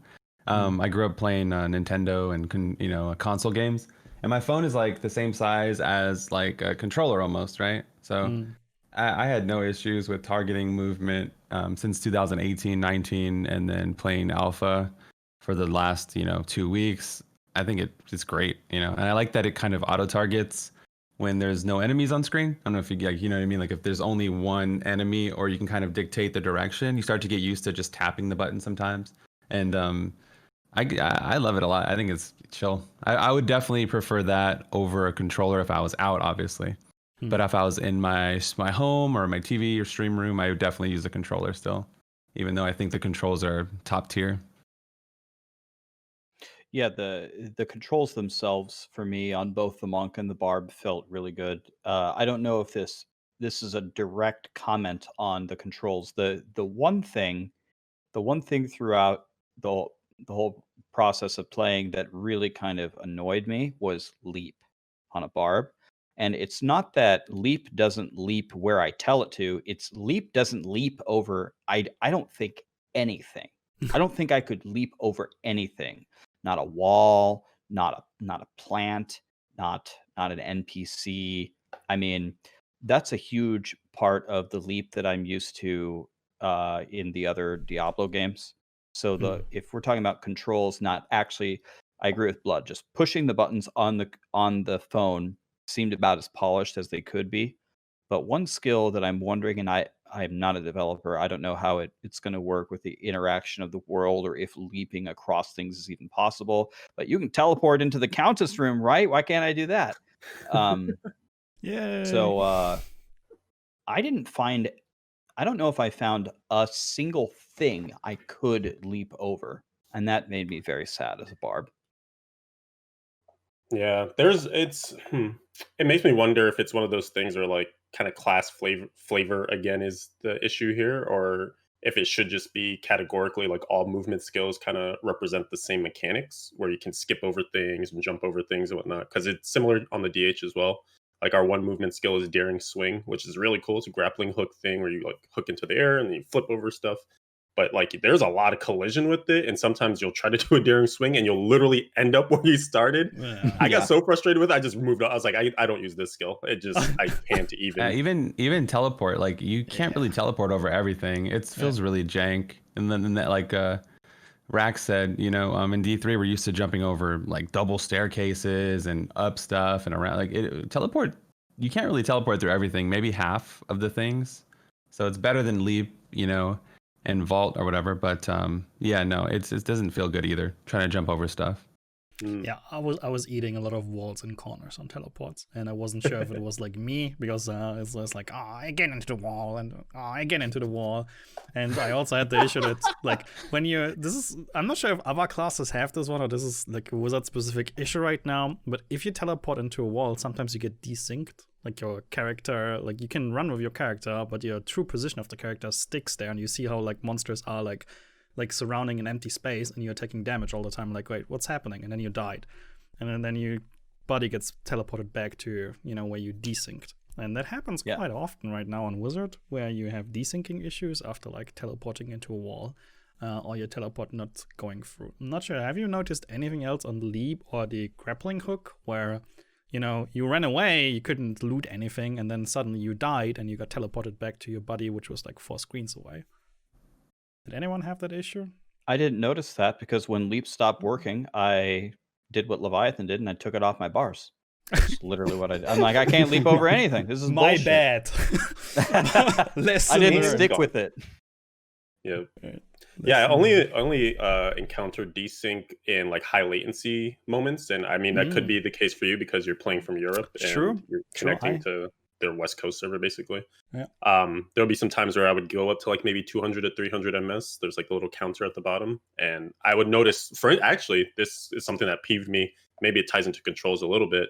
Is in high challenge rifts, you need a lot of precision because activating like certain skills at certain times and like aiming things and such is so integral to like clearing on time. If there was latency or any sort of like issues where suddenly it looked like the game wasn't quite behaving properly, there would be moments where I couldn't hit vengeance for like 5 seconds. Like I'd be smashing the button. You'll hear me raging on stream, just like, why isn't it going off? Why isn't it going off? I'm pressing it. I'm pressing it. And I think it was just like a latency thing where like the server wasn't getting the command. And even sometimes what's everyone's oh, go ahead, sorry. I was like, what's everyone's MS?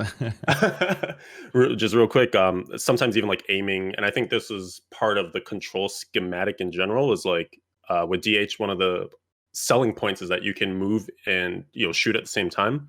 And that's one of the things I actually love about the controls in general, is you can aim your skill. So like pre-aim it, and as you're moving, you're like, I'm going to fire this multi-shot behind me to bring these monsters and like kite them forward and stuff. So I like that part of it. But definitely when there's some latency and stuff, you can like aim a multi-shot and then somehow it ends up going in like a different direction if it releases a second too late or something. But to preempt your question, Blood, mine right now normally is like 132 or so. I'm about to say. Yeah, I have 66. Yeah, I have like almost no issues. So maybe that's the key right there. 250 to 400, something in between. Ooh. Roughly.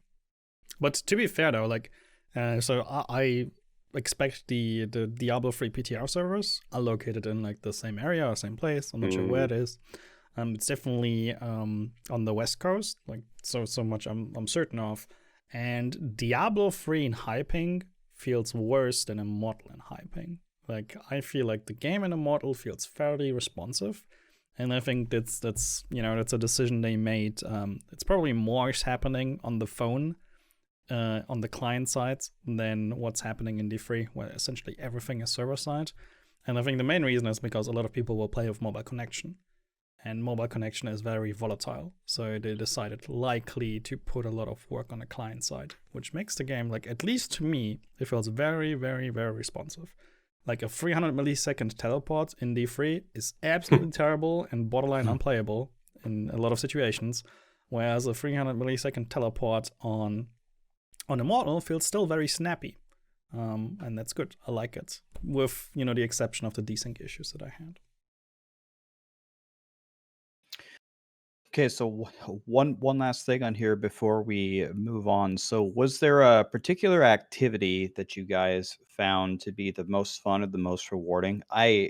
Something that I said to myself in Immortal that I would never say ever in Diablo 3 is I actually really enjoyed doing the bounties. I thought they were very rewarding with the auto navigation. You can only do 12 of them. There's actually like a sense of accomplishment. It's like, okay, I just got to do these 12 and then I'm done, and it auto navigates for you. And then sometimes you find some layers or some legendary monsters. I'm like, this feels rewarding and it's fun, and it auto navigates for me. I'm already here and I just got to kill the monsters. And oh, there's sVr, lol, he's fighting that big purple guy. Okay, should I help him or not? Well, he's a wizard, so he needs help, so I'll go help him. Easy. I mean, you're not wrong. So. What did you guys find the most fun? What's your favorite thing to do when you log into Immortal that you found?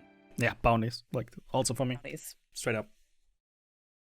If there was anything I tried to do every day, it was bounties. We had the holidays, so there were a couple days that I definitely couldn't play, and I still tried every day to log in and at least do my bounties. Yeah. For me, I think it was a collective, because like in D3 we spent a lot of time in New Tristram, right, where we're just doing rifts and greater rifts back, and they look almost exactly the same. So I think as a collective that I'm thinking about so many different things, because I did take time to farm layers, legendary mobs, I still did the Elder Rifts, I did my daily bounties, which would feel great. The hunting logs I think could use some work, but I call them hunting logs. The bestiary could definitely use some work, but I see, man, you got but me. I definitely I wish the bestiary was like every day you'd get like a kill quest, almost like a second set of bounties, or like maybe 5, and then you can go get those, and then you go out and hunt the mobs, and then you get rewards for it, because it just happens in the background. But I think just having a varied end game, and I'm thinking about different things, has been a breath of fresh air for me, for sure. Definitely agree. I like that idea for the bestiary change. That's cool because then it like actually ties to like the one monster or 3 monsters you reveal per day could actually be tied to like what kill, like go out and actually kill that specific monster a bunch of times to get research on it or something. That's really Mhm. nice thematic. I think I like the dungeons. I know like they right now they're kind of in a weird spot because they give good exp, but they don't always reward super well. And like you can do them in a party, but you don't need to. But Mhm. sometimes it's more efficient to do it. So like I feel like that's a system that will maybe get more fleshed out, particularly for Endgame and such. Like I think there's more plans there. It seems, but I like them just for like the flavor of this. It's kind of weird because I like variety, but the dungeons are literally structured like from start to finish, you know. But there's just something cool about like going and having these mini bosses and then going and having an end boss. Like, I almost hope we get like a mythic plus sort of system to them or something where you can like scale them up and make them really hard and do like dungeon runs. And because they remind me of like from D2 like Bale runs and Countess runs, which you can actually do right now and stuff. So they're pretty So cool to me. so Blood and Levy's comment reminded me of kind of just two more. Guess while we're giving feedback on Alpha, did you guys find that the bestiary was like, for me, it was probably the least understood aspect of the game. It's like, all right, I get monster orbs and I turn it in, and then like it picks a random monster and it unlocks it. And sometimes it unlocks the same monster and I get nothing, or sometimes it unlocks Bale and I get a ton. And I don't. It was probably the least cohesive thing to me. It was not exactly intuitive what the hell was happening. I'm putting orbs into a book and then it picks a random page. But did you guys feel that way? I 'Cause do I'm agree. still confused Yeah. on it. I do Yeah. agree, but to be fair, to be a devil's advocate, I think the bestiary is the UI interface with the highest amount of placeholders in the game right now. Like, the bestiary has like literally like, this is a placeholder, this is a placeholder, like anywhere on any page. So, a lot of voice acting is missing throughout the game. Like, there are like still like placeholders, but overall, like all the other systems and vendors seem like well explained. But for the bestiary, I do agree. I was also like confused. Like, I get those essences, I can pick them up. Sometimes I get something, sometimes I get nothing. I do agree with the confusion, Yeah. but I remember I was in the game and Rax like sent a message to the world, was like, has anyone else been getting like duplicate bestiaries? And to that point I hadn't gotten any. So I was like, what is he talking about? Like I keep revealing new pages. And then the next day you cursed me. The next day I got like 3 duplicates. And it felt so bad. I was like, I'm not making progress on my bestiary. What is this? It's just random. And I thought like I was doing something wrong. I was like, maybe I need to use the Horagic altar in like a different zone. And it's gonna tie to mobs in that zone. Like so it feels like maybe it's a bit unfinished, Yeah. perhaps, or we'll learn more or figure out more. I mean, Yeah, one like the reason Go why I ahead. feel it could be unfinished is like, did you guys find it in Westmarch? Like, is there? It's not. Yeah, there is no, right? Like, maybe I didn't It look hard isn't. enough. Like you need to go to some other town, which is not Westmarch, Mhm. to reveal your bestiary, which is weird. Yeah, and another thing that was just confusing to me. It's like usually I would get. I assume they're gonna have more bounties, and there's gonna be more zones in the actual game. But in the alpha, I did the same bounties so many times. I have them pretty much memorized. So it's like, okay, one day I'm killing scorpions in the sand map. I get 10 monster essence. I turn it in. It gives me corpse worm unlocked. I get plus 10 health. I'm like, oh, cool. Next day, I'm killing the same monsters in the sand map. I go to the same book and I unlock Bale. 500,000 XP, go up 10 levels. You're now 10 times strong. I'm like, all right. It like Yeah, it doesn't feel good. I just don't understand. I don't get what's happening. And so Yeah, like maybe my Countess page is, grayed out. Like I didn't unlock the Countess, but all I did was pretty much Countess runs most of the damn alpha. So Yeah, I also kinda don't funny. like the counters. Like, what?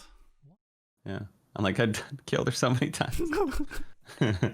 so then the other big question mark that I have, and this may only apply to like the quote unquote elite players or whatever, but everyone for like the first, I only played for like 5 or 6 days because they told me they were going to wipe the data. I'm like, all right, I can't be Leviathan. I can't blast to 100, then you wipe it. I'm gonna cry. So thank God for him doing the blasting. But everyone was always sitting around in town saying, okay, so why exactly should we play on Hell 2? Like, why Yeah. exactly should we do that? Mhm. The I think, and you know, this is a podcast. We're talking about what we saw. Of course, there may be tons of things planned. Maybe they're going to explain the bestiary better. Maybe they already have all these plans for all these different difficulties, and they're going to explain exactly what they do and the benefits, yada, yada, yada. But to me and everybody else sitting in town, I'm sitting there with sVr and Leviathan and Woody. We're standing there, and we're like, oh, I did a Hell 2 run. It took me twice as long. I died twice as much, and I got nothing else for it. It's like, what exactly is going to be the benefit there? Is it just prestige? Is it just to have less lag? Let's play on Hell 2 because everyone's playing on normal and Hell 1 just for, less lag. It was not clear to me what's the point or the incentive to turn up the difficulty. Did anybody find a reason that I missed in the first week? I mean, you get another set of instances. We get another set of instances. Yeah, so you cannot steal monsters. Like that's it, right? It's like nobody's stealing your stuff because they can't kill it yet. And so you can just run around freely. Nobody's stealing your pages, and there's no open world shenanigans happening because there are only like 5 people that can do it. No, I do agree. Like, what's the point here? Is the answer just it's an alpha? Like, it could be, right? Could be the answer. It's just an alpha, and they didn't expect us to to test it this deeply to actually one shot Hell 2 and say there's no difference. Like, it's definitely not in gear. Like, gear is exactly the same between Hell 2 and Hell 1. There's no difference. Like, also the item rates that you get, it's not like you get more loot and hence you get faster upgrade progression. That's not how it feels. It's also not more XP. It's really questionable at what point. Is it just, when Hell 1 feels exactly like Hell 2, that's when you do Hell 2? But there's no real upside for it. But is that when you do Hell 2? That's the a real philosophical question at that point. I saw Levy run mostly Hell 2. That's it. But I just assume it's like an alpha bug. Like, I'm assuming there's going to be a higher drop rate or more XP because it wouldn't make any sense, right? This is weird. Yeah, I do. Yeah. And it's got to be some alpha problem. When you look at it, when you're actually changing difficulties in Westmarch, it literally says it's supposed to be, it's like for veteran players and more rewards and stuff like that. So it says it should be better than any of the other difficulties, but I think most common reception to it is that it just doesn't feel that way. Yeah. All right. So another fun little topic. Did you guys try the PvP? And if you didn't, you made a mistake because the PvP is like raining down legendaries if you can get all teamed up. Leviathan's licking his lips over there. How have you enjoyed the PvP? What fun experiences can you share from it? I hope they share some stats on who has the most chests opened in PvP, because Leviathan's gotta be rank 1. Like I swear, I've noticed some all right, I'm going to sleep, and it's all right, so Livy's going to sleep, right? We just did the PvP arena. 2 hours and 50 minutes later, I get a whisper so we're up, and I'm like, wait, what? He's like, yeah, I was setting an alarm, right? It was in the first week. I'm like, holy shit, that's dedication. That's the person who's getting the best gear. I was gonna say, I wish I should show you my iPhone alarms. I have one that's 5 minutes before this one, 5 minutes before that one. Legit, if I'm sleeping, I'm just all right, where's my phone? Okay, arena, do it. You just log out across the bridge and then just walk over and fight. Yep, literally. Just get in there, grab the legendary, leave. It's been really fascinating. I remember, so 2 stories for this one. One is the first discovery of it. I was just in Bilefen. I think I had to do a bounty there maybe, and the countdown was going in. The little pop-up says hey, there's going to be a Nephilim chest. You want to navigate to this? And I was like, sounds cool. Let's do it. See what happens. And then I got blasted in the face. I was like, did the game just bug? I'm dead. I don't know why I'm dead. I didn't see what hit me. And it turns out you can be attacked by other players there. And I was like, okay, there's something going on here. Let's see. And then eventually info started to get out on the fact that this thing was super rewarding with a guaranteed legendary, and that it was PvP in the game. And it's kind of funny because as soon as that occurred and everyone kind of got wind of it, this meta developed of be the first 4 to get there. Because if you're in a party, you can't attack each other, but your whole party can get rewarded with the chest. So ideally, you would be one of the first 4 there. And like we were just talking about, there's instances between the difficulties. So if you're in Hell 2, you're the first 4, you pretty much have secured that. And sVr calls this strong arming, which I always find so funny. Yeah. And then it makes the other, the next 5th or 6th or 7th person be like, I guess we're going to Hell 1. We probably should dodge because we're going to die. Yeah. And then they head to the different difficulty because they're different instance of that same quest or whatever. But I'm kind of with sVr with the bloodthirstiness. Okay, so it's it's like two of my brains, like, or my brain and my heart fighting, because my heart wants the loot. And no, my brain wants the loot, but my heart wants to fight. Like, I'm like, I Yeah. want to get better gear, but it's kind of fun to just kill people. And I've heard in Australia it pops off. Like, there's arenas with like 25 players, teams of like 4, so like 6 teams just duking it out for it.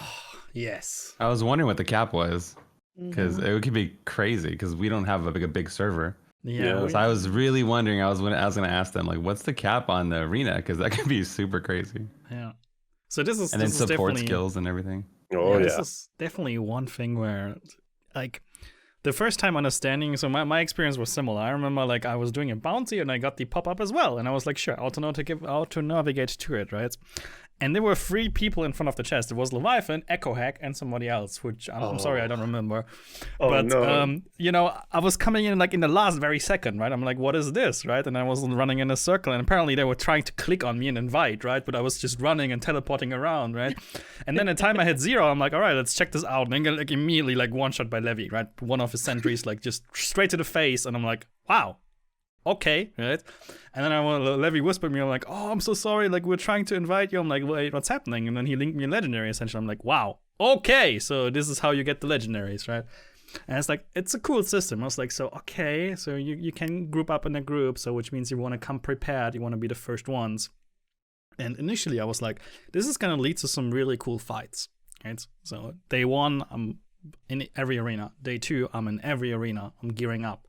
Right, and it's always like 10 minutes earlier, like, is Leviathan up? Yeah, Leviathan's up. Is Echo Hack up? Yeah, they are up, right? So we're like those 3 people standing there, and everybody that enters the arena, we're like flexing and strong arming, using our skills, and people are like, okay, let's try a different difficulty. And that continued happening. And I was like, at some point, people hopefully will start to fight, but they didn't. And still till this day, it's mostly about setting up, going there with your group, be the first ones, and then strong-arming everyone else into leaving, and people just leave. They are also, very often they will even not try, even though they know also they have not a chance at this point anymore on the other difficulties. So they just leave, and they are like disappointed sometimes, and sometimes they want to pull up a fight because they will just die. And that's kind of a bit sad. I feel like the PvP arena is a really cool thing. And at this point, it just boils down to politics. That's how I feel. It's like who has the better group setup and who's strong-arming stronger, and then the others will just leave. I really like the idea of how it's like the concept, but I think like there's like some things that need to change, because I really want to put my boots into somebody else's face, but I don't get to. Like, I really don't get to, because they just, you know, they're backing out because it's Leviathan and Echo Hack that are there, and you know there's an sVr being carried. So why should I be here? That's how others feel. So I did the arena a few times and I got legendaries, but I don't really go back often because it's just super boring because of our server. I know it's not the game's fault. It's just our limited server, right? Yeah. So I'm just like, I got what I needed to get out of it. And there's nothing else to test here, you know, but I can go collect the legendary or whatever. Have you guys I'm seen assuming on release it's going to be lit. It's going to be super fun and a bloodbath, right? Because then everybody's going to have 4 teams of 4 and it's just going to be like wild. So I think it's a really fun system, and we just, unfortunately, there's not enough people on our server, right? I hope that's the problem. Like, has anybody seen any videos from like an arena on the Australian test thingy? Like, I want to see like a Hell 2 Blast Fiesta with like 4 teams, everybody Paragon 60, 70 teched out builds, and they're like smashing each other, trying to open a chest. So maybe it works there, but for our low population server, I was disappointed in the long run due to the politics. Like, playing politics was stronger than actually playing and trying to fight someone. That's how it is. But I think Bluddshed is right. It's probably just our server, the content creator one. Yeah, and one thing I remember, we had a conversation, you and I, and there was like a solution that you threw out there, and maybe I think it was actually a really good solution, but it could be one of those things where like it's a wait and see what happens once the server is more populous. But I did like your idea of maybe having like a queue, right? Like everyone knows the arena's there, they can queue into it, but you're not like forming your team beforehand, or you're not like, you could even queue all like 1v1, so like you don't even get teams, right? Everyone just says, I want to go to the arena. you sign up, and then when the timer pops, everyone gets ported in, and you're just fighting for your life, It's a because blind it forces sign the up. fight in that case. Yeah, exactly. Then it forces the fight, right? You don't know who's up in the same instance and playing versus you. So I would prefer that one right now, at least for the content creator one. But hell, if it works out on the Australian test thingy, and if it's amazing to play this way, then, you know, maybe it's not a problem. Like, maybe it's really a population problem. It's really hard to tell from our point of view, so it's hard to give feedback on this one. But this is just how I felt. Like, I was disappointed to not have the capabilities to put my boot in somebody's face. And I really wanted to, like, after gearing up and all that stuff. Maybe next And I was time. happy to get my guaranteed legendary. So Yeah. It's still a nice feeling. Still, you know, you got something. But maybe it's just the fact that I am not as far in the game as you guys. But you're talking about the differences in Hell 1 and Hell 2. Now, I remember my first PvP, and Leviathan killed me, like, instantly. Have we all been killed by guessing he Leviathan? was I've always Can we start a teamed group? with Leviathan 5 Yes, I don't think we've ever battled him. It's the same. The few times I didn't get grouped with Leviathan, I switched difficulties and tried my luck over there. Like, But I guess that's my question is, I haven't run in Hell 2 yet. I'm not strong enough. So what are you talking about changing the difficulty? What is that? How does that change for me? I was in Hell 1. You won't see us there. yeah, it's a different. No, but I So- did. The people who battle, so there's 3 difficulties. Whichever one you switch Yeah. to and then you run to the zone will have 3 different instances of people. If Leviathan's on Hell 2, if you switch to Hell 1, he will not be there. If you switch Okay, to normal, he Blood. will not be there. Blood, you and I Mhm. did PvP yesterday with Echo. Were you in Hell 1 or were you in Hell 2? I wonder if because we invited, I think I don't remember what I switch all the time. I don't remember, but maybe because when you invite someone, I think it switches. Like if you do a dungeon, It Right. brings you I to got their bumped up to difficulty. Hell 2, but I still saw you guys. So are you saying like if you hadn't invited me to party, you would have disappeared So when the PvP started? I'll tell you a funny story. So one of the last days I played Immortal, I went to Hell 2, and Leviathan, Echo Hack were all there. And I was like, okay, well, I was like, full? And they're like, full. I'm like, okay. And then I was like, all right, I know everyone's going to be battling on Hell 1. And then I was like, let me try normal. Is normal even a thing? I ran to normal. I barely got there, and there were 3 people standing there, not grouped. I invited them. They weren't even 45. They're like 38, 37, 41. I invited them, and I go, trust me, guys, team up with me, because I was like Paragon 25 or something. And then the thing started, and there was a demon hunter hiding in the bushes. Yeah. And The he was Demon like Hunter Paragon 25 as well. That and was he Greg. came out. That was Greg. It wasn't Greg. It wasn't No, Greg. Dang. No, it wasn't Greg. But he came out of the bushes to kill the little babies. And you know the legendary gem that has the root? I charged to him and I rooted him with my legendary gem with my barb, and I murdered him. I was like, yes! I Zero protected of the it. babies. Yeah. I didn't even know that. I didn't even know he was there hiding, ready to snipe the little non-45 players. So I came in and like I ran from Leviathan and I protected them in normal. But that like illustrates how you can switch right before the battle starts and have completely different players. So Mama, the explanation about the instancing, like I think the reason why you felt this way was like, no, Leviathan plays Hell 2. He does play Hell 2. But to get the PvP arena, we usually go into Hell 1. For whatever reason, we just decided mostly to go to Hell 1. It feels like there's another high tier group with like Mr. K and some other people, and they camp out in Hell 2. And usually Leviathan's group is the ones that camps out in Hell 1. And whatever the rest do, we don't care really. Like that's how it feels sometimes. But I'm constantly changing difficulties, for dungeons or whatever I'm doing. So instance resets. So yeah, I don't even know what difficulty I was on. But yeah, we like the it's usually like you run into Hell 2 PvP arena, you see Mr. K and Greg and other people are there. It's like, all right, let's we don't need to fight because there are not enough people to really fight. Like we can go to a different difficulty, and then the others get nuked in that difficulty. That's just politics. Fun.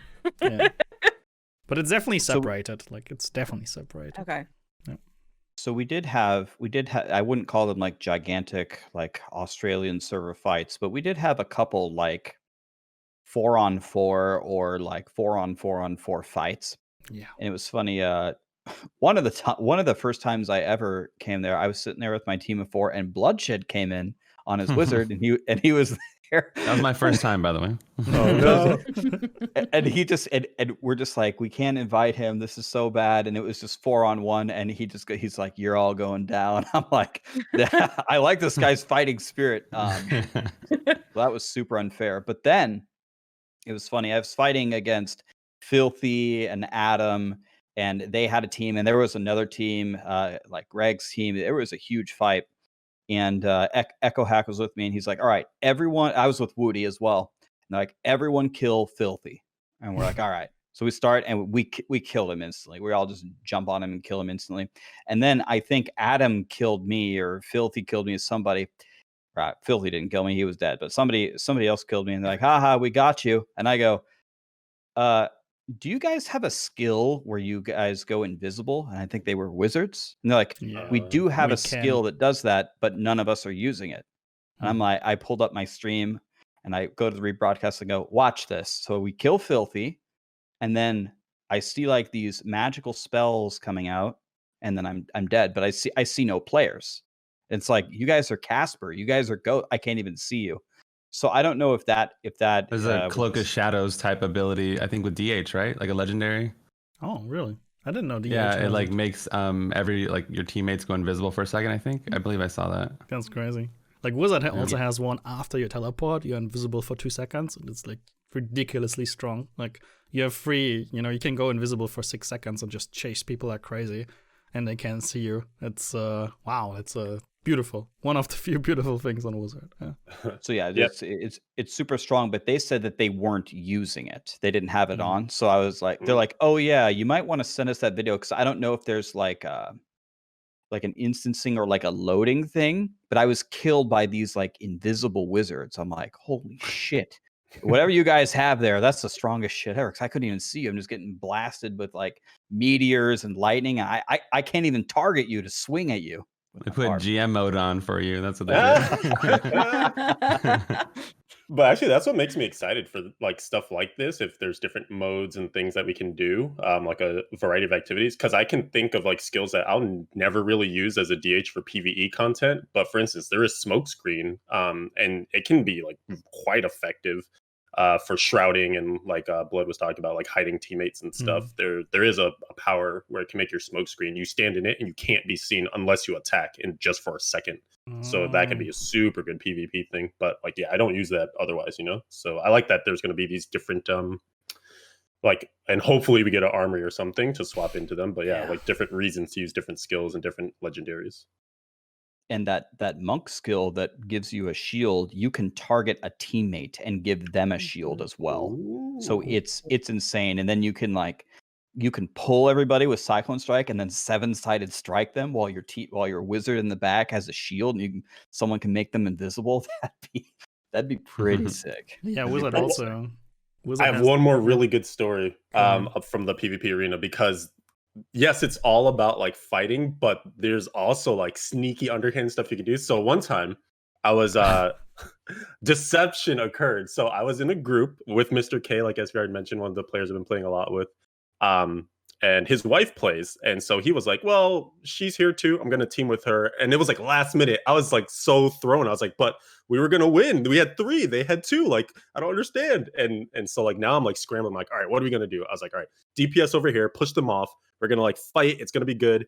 And so we're fighting, the timer counts down, we're all fighting, and she snuck the chest. Like, I killed somebody, there was another person running around, we were all like trying to get Mr. K, and she just took the chest. And I was like, that is a strategy. You don't actually have to fight. You can just sneak it. And my mind was blown from that day. From then on, I was like, all right, hold the middle. Like, there's sentries on the chest. Yeah, exactly. Push them off. And it's crazy. So good.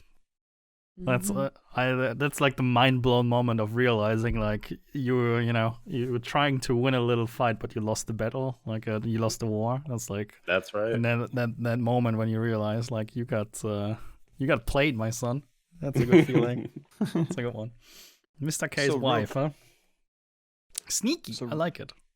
Real quick, if we can go around, what device did you guys play on, and how did it run Immortal? I played on an iPhone 10, and A lot of people are saying, like it feels like you need like a really high tier device to run this game.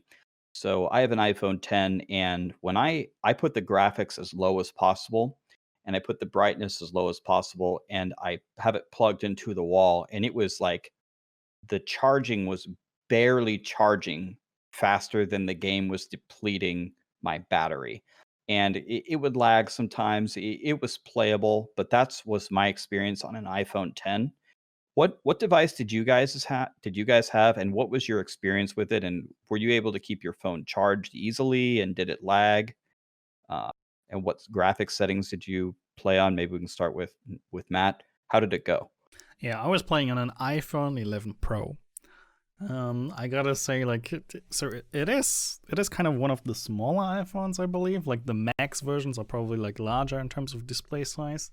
I'm not sure if they're like also internally slightly different in terms of hardware, but so the game looks really, really, really, really good, and I have to say that it probably doesn't do justice to it to play it on such a small device. Like, if you're a streamer or if you're somebody that wants to play while being at home and like sitting in like a comfy chair or something, then I would definitely recommend like an iPad or just any tablet for that reason that runs the game sufficiently well enough. Like having like more visual inputs, because it's really, really beautiful and it looks better than D3. I recommend going with a larger like just surface for seeing it. The game was very smooth. I played on ultra immediately, ultra settings, and there is this little setting. It's called high FPS, right? And if you toggle that one, there will be a pop-up which says high FPS can, like, your device can run hot and it will drain battery life quicker and so on. Warning, right? I was like, yeah, let me try that one, right? 5 minutes later, I turned it off because like my hands were glowing and the device was glowing. It was like running so hot. I'm like, those guys were not kidding. Like, it feels much better. It is much smoother. Like, I'm not sure what FPS it's running then, but it is ridiculously smooth. And I was like, yeah, let me try that one. But the device, like, they were not joking. It really runs hot. So handheld without controller or anything, I would not recommend that one on an iPhone 11 Pro. And by the way, on iPhone 10, that option is disabled. You cannot enable. You don't even have the option to enable that. But otherwise, yeah, playing on a device, controls top notch. Like, I felt zero frustration trying to execute the game. I was certain I will run into CRs where I'm getting frustrated because I cannot control my character the way I want to. That's what I expected. Like, feeling limitations due to interacting with my character, like not being responsive enough with the touch controls and all that stuff. Like, I was expecting frustration. I was not frustrated. I felt like I could execute how I wanted, which was an amazing feeling overall. So yeah, that was good stuff. Like, on that end, like all the, Blizzard AAA execution on a phone, yeah, you have it. Like, it's there. What a question. The sweet spot for me, I have an iPhone 11, just the regular one. Mm-hmm. And when I went to max FPS mode, it would get hot. I did a bunch of tests and I couldn't see the difference between the high FPS mode or not. Like, it didn't, and then my stream couldn't tell, I couldn't tell. So I just played on all high, like the highest settings without high FPS mode. And my brightness was 75%, and I could probably stream like 24 hours. It was draining so slow, it would just be like slowly kind of ticking while it's plugged in. And it ran great. I had no issues.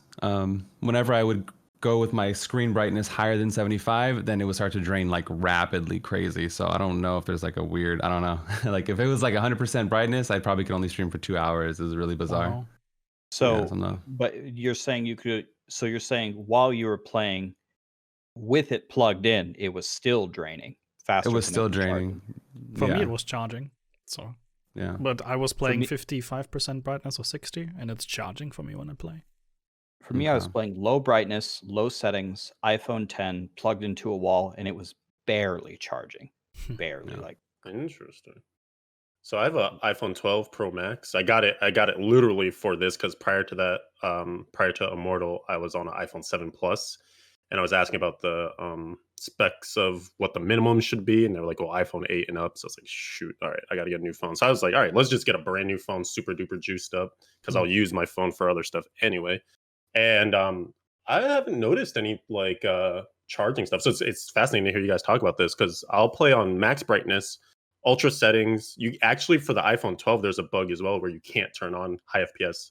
Adam was mentioning that's just like not too new. possible. So the I 11's the can't best. turn it on an iPhone 10 either. Yeah, it's weird. Yeah. But yeah, when I'm playing just uncharged, probably get like 3 to 4 hours, and then when I Wow. throw the charger on, it charges fine. So it's pretty good on that end. But you would hope so, right? On like one of the current gen phones, I Yeah. suppose. Premier phones, yeah. So apparently I'm the odd man out. I have a Samsung. I have an S10 Plus, and Josh, who's known as husband or Jay Murda in the community, he has a Samsung S20 Plus, and I can run it just fine. I am running it on ultra high FPS is not an option for me, but it totally charges. Like I've started playing Immortal and plugged into a charger at like 15%, and in like 2 hours I'm at 100. So I'm totally charging. Josh has tried with the high FPS and not. He has mentioned that the high FPS does get really hot being plugged in and playing, and he has the numbers written down. I don't remember them exactly, but I want to say it was like he could play for like 3 hours on a battery with the high FPS on and like 5 hours with the high FPS off or something like that. I could be wrong though. He's probably corrected me in chat and I don't even know it. So Yeah. But- So is it fair to say that if you are planning to play this on like a mobile or a tablet, you've got to have something decent, and you're going to have to plug it in unless you're planning like a short little burst. That's kind of the feeling that I have, because maybe I'm not with the times. I'm not one of those people that buy a new phone all the time. Instead of using a phone, I would rather use a computer, so I don't use my phone for literally everything like some people. But I was thinking, an iPhone 10, that's like a pretty new phone, but like I'm being constantly like shamed all the time. It's like, you're trying to play Immortal on a 10. It's like, aren't there a ton of people that don't even have a 10 or better? It's like, I'm not, like they say iPhone 8 or better, but my iPhone 10 was, I would say, I wouldn't want to play on anything worse than a 10.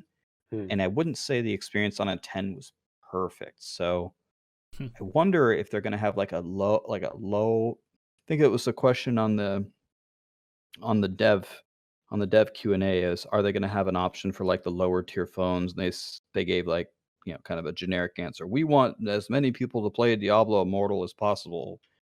But yeah, I think you're going to have to have something decent to play the game. Anything else on the devices? We're talking a lot here. We've got 2 more topics here. So one thing really quickly on there was a developer Q&A, which is awesome of Blizzard to do, where community managers and the developer and the producer came in and they let us ask whatever questions we want, and they spent like 2 hours just blasting a bunch of answers. There are links to the questions and answers on all different sources, but did any of you, and I'll open it up to anybody, did any of you have something in the developer Q&A that really stood out to you? I know a lot of you asked your own questions. Did anything really stand out to you as either good or bad?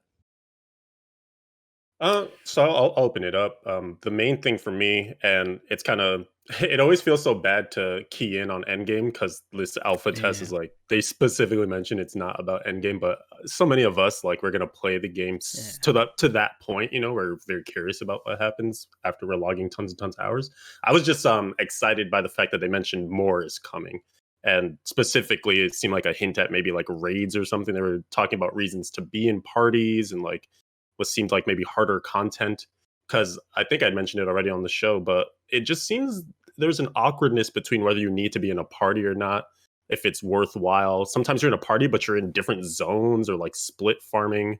So I'm looking forward to an experience where, and this is weird for me to say as like a mainly solo player when I'm playing ARPGs, I'm actually looking forward to an experience to kind of encapsulate that MMO aspect of the game, of being in like a dungeon together and progressing together and maybe coming against hard bosses and wiping or something. And I think that part is really cool because that's how you develop those long-term friendships. Maybe it makes your guild feel more better or more like of a place to pull players Worthwhile. from. Yeah, exactly. Yeah, that's the word. So I think that aspect of the Q&A was exciting to me, just of the stuff to come for parties and dungeons and such. Endgame. Hmm. I think for me, like they kind of stuck to their guns on like no PC client and like nothing like that. And when they said like I don't know the exact like words, but they said they'll look into controller support or they'll try to make it work or something. I was like, oh wow, they're willing to like meet people halfway. Maybe not the mouse and keyboard, but maybe a controller. You can use the HDMI cable like we do, plug it into your TV, and then. So I thought that was really cool. I was like, okay, that shows like a willingness to meet in the middle, and it's nice when developers do that. So I was pretty Hmm. taken back by that one. Yeah, I agree. For me, it was also the controller one. Like, yeah, I do understand that it's a technical alpha and somebody has to test like device controller, like device touch control. I do understand that one, and I felt like previously, like before, like before like the embargo lifted and so on, they were like kind of hesitant to talk about controller, but in the AMA, they straight up essentially said it's like if enough people want it and we're willing to look into this, right, for the future. And I was like I'm like check we got our point across, because if I can, I will play controller. Like if I decide to continue to play Immortal more frequently, then I will definitely be one of the controller guys, without a question. I like to have like the grip feedback and all that stuff, because the flat surface is, I like to maybe even like just mirror, like also what Bluddshed mentioned, just really like truly mirror it on a screen.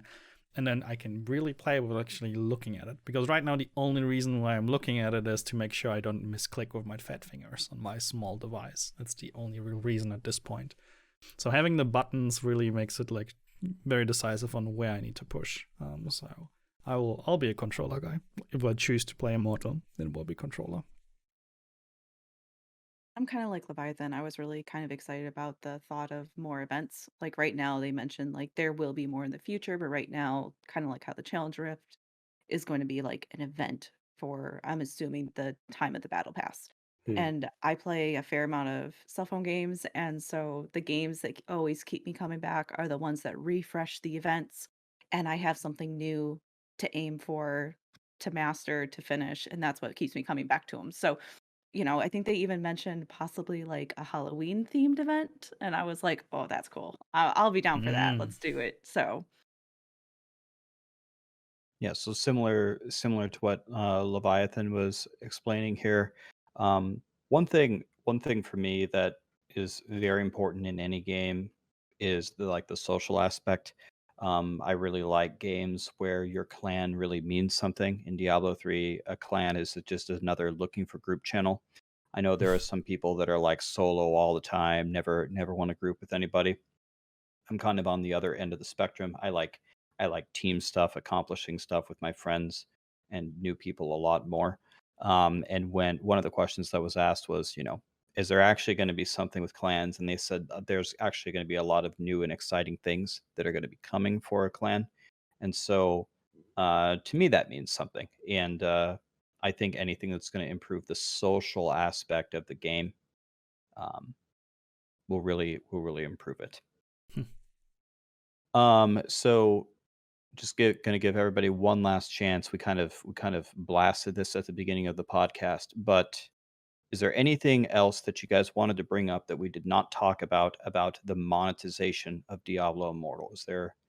We talked about a lot of different things about how it could go the wrong way and how we feel about it. Is there anything that we missed? I kind of have a weird question if nobody else has something. No, Yeah. none of you guys have something like this is a question that arose in my chat, and I'm not a mobile guy, but do you guys feel that free to play and pay to win are mutually exclusive? Like a game is one or the other, but cannot be both. And this is like that's a rough topic. Like, how do you guys feel about that one? Is that strictly mutually exclusive? Yes or no?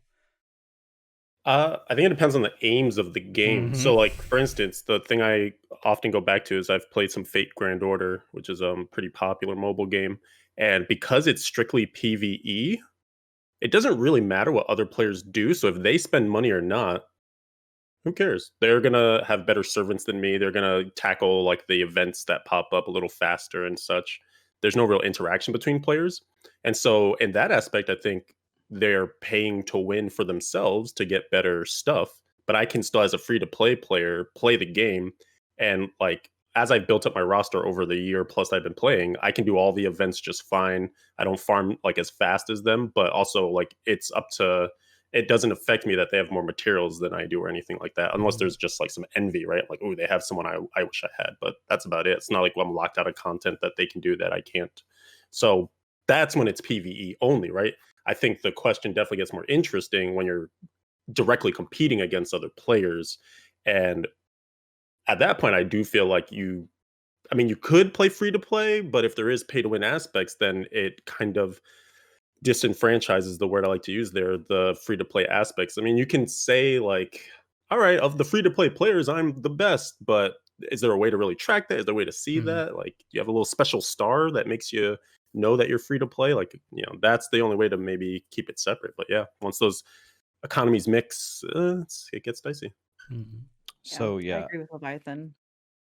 yeah, I agree with Leviathan. And to maybe summarize what he said in my own way, it depends on what you mean by the question. Is it a literal question or is it a philosophical question?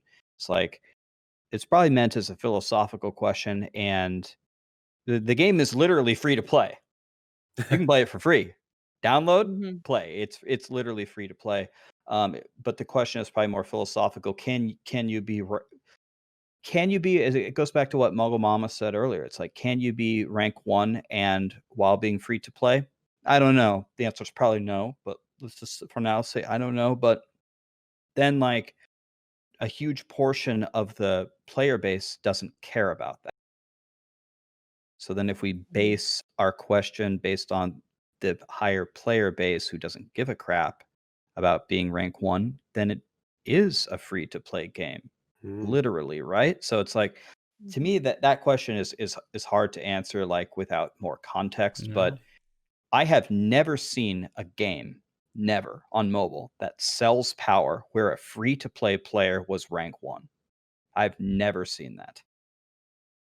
I don't know if you guys have. I certainly have. I have not the mobile game king, but I have played some mobile games as a free to play player against the whales. But you might be rank 1 in the first week or the first 2 weeks, but probably not even that. It just depends on how much power is sold.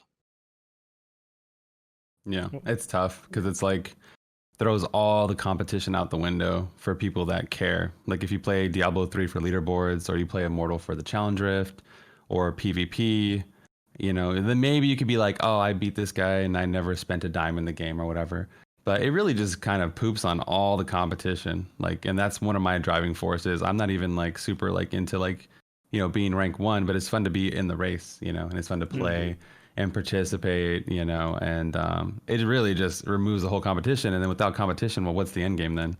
Then why am I even playing in the first place? I think that is like, I never thought about it this way, especially with this metaphor, like being in the race. I just imagine like running my first marathon. I've never run a marathon, just saying. I'm not a runner, right? But I just imagine like I'm queuing up at the marathon, and it's like, all right, guys, you guys are running for, what is it, like 43 kilometers now or something ridiculous, right? And then next to me, there's a guy on a bicycle, and he's paid to win. I'm like, how is this fair? I mean, that's exactly what it is. That's this is like, do I still feel well for just participating in the race? It's like participation is everything when I see him next to me. It's like if everybody is running normally, right? And I know I'm not going to win. Like, I know I will never win, but I might finish today, right? That's a good feeling, right? But then I look like right next to me and there's a guy in a bicycle and I'm like, wait, what? Then I feel bad. And this is like something where suddenly participation and just being in for the race starts feeling bad. And this is like something that just like Bloodshed's like metaphor just showed me. I'm like, oh yeah, true. Like when I know there could be somebody with a bike here, then I would actually feel bad. I can see that. I can definitely see that one. I can make you guys a guarantee. I would be willing to bet my house and my 401k. I will bet everything that I own on. I'll guarantee you this. There will be at least someone. It will probably be 100+ people who will pay so much money in Diablo Immortal if it's unlimited to buy that you can triple legendary crest every single Elder Rift. I guarantee it. If it's unlimited buying, there will be billionaires all around that will spend more money than probably all of us have ever earned in our lifetimes combined on having Mhm. day 4 max legendary gems for everything. I can guarantee you that will happen. I see it in every game. It's the same analogy of 90% of a mobile game's revenue come from 10% of the player base. I can guarantee you that will happen. So you will see people with max everything, at least whatever you can pay for, as much as you can run Elder Rift 24 hours a day. You will see that. I will guarantee you, if it's unlimited buying. So just get ready for that. Yeah, so that's me checking the running through the storyline, like maybe one of the first ones to be in Westmarch, doing a couple of challenge rifts and being like one of the first ones to unlock the the global notifications, or Leviathan, for instance, right?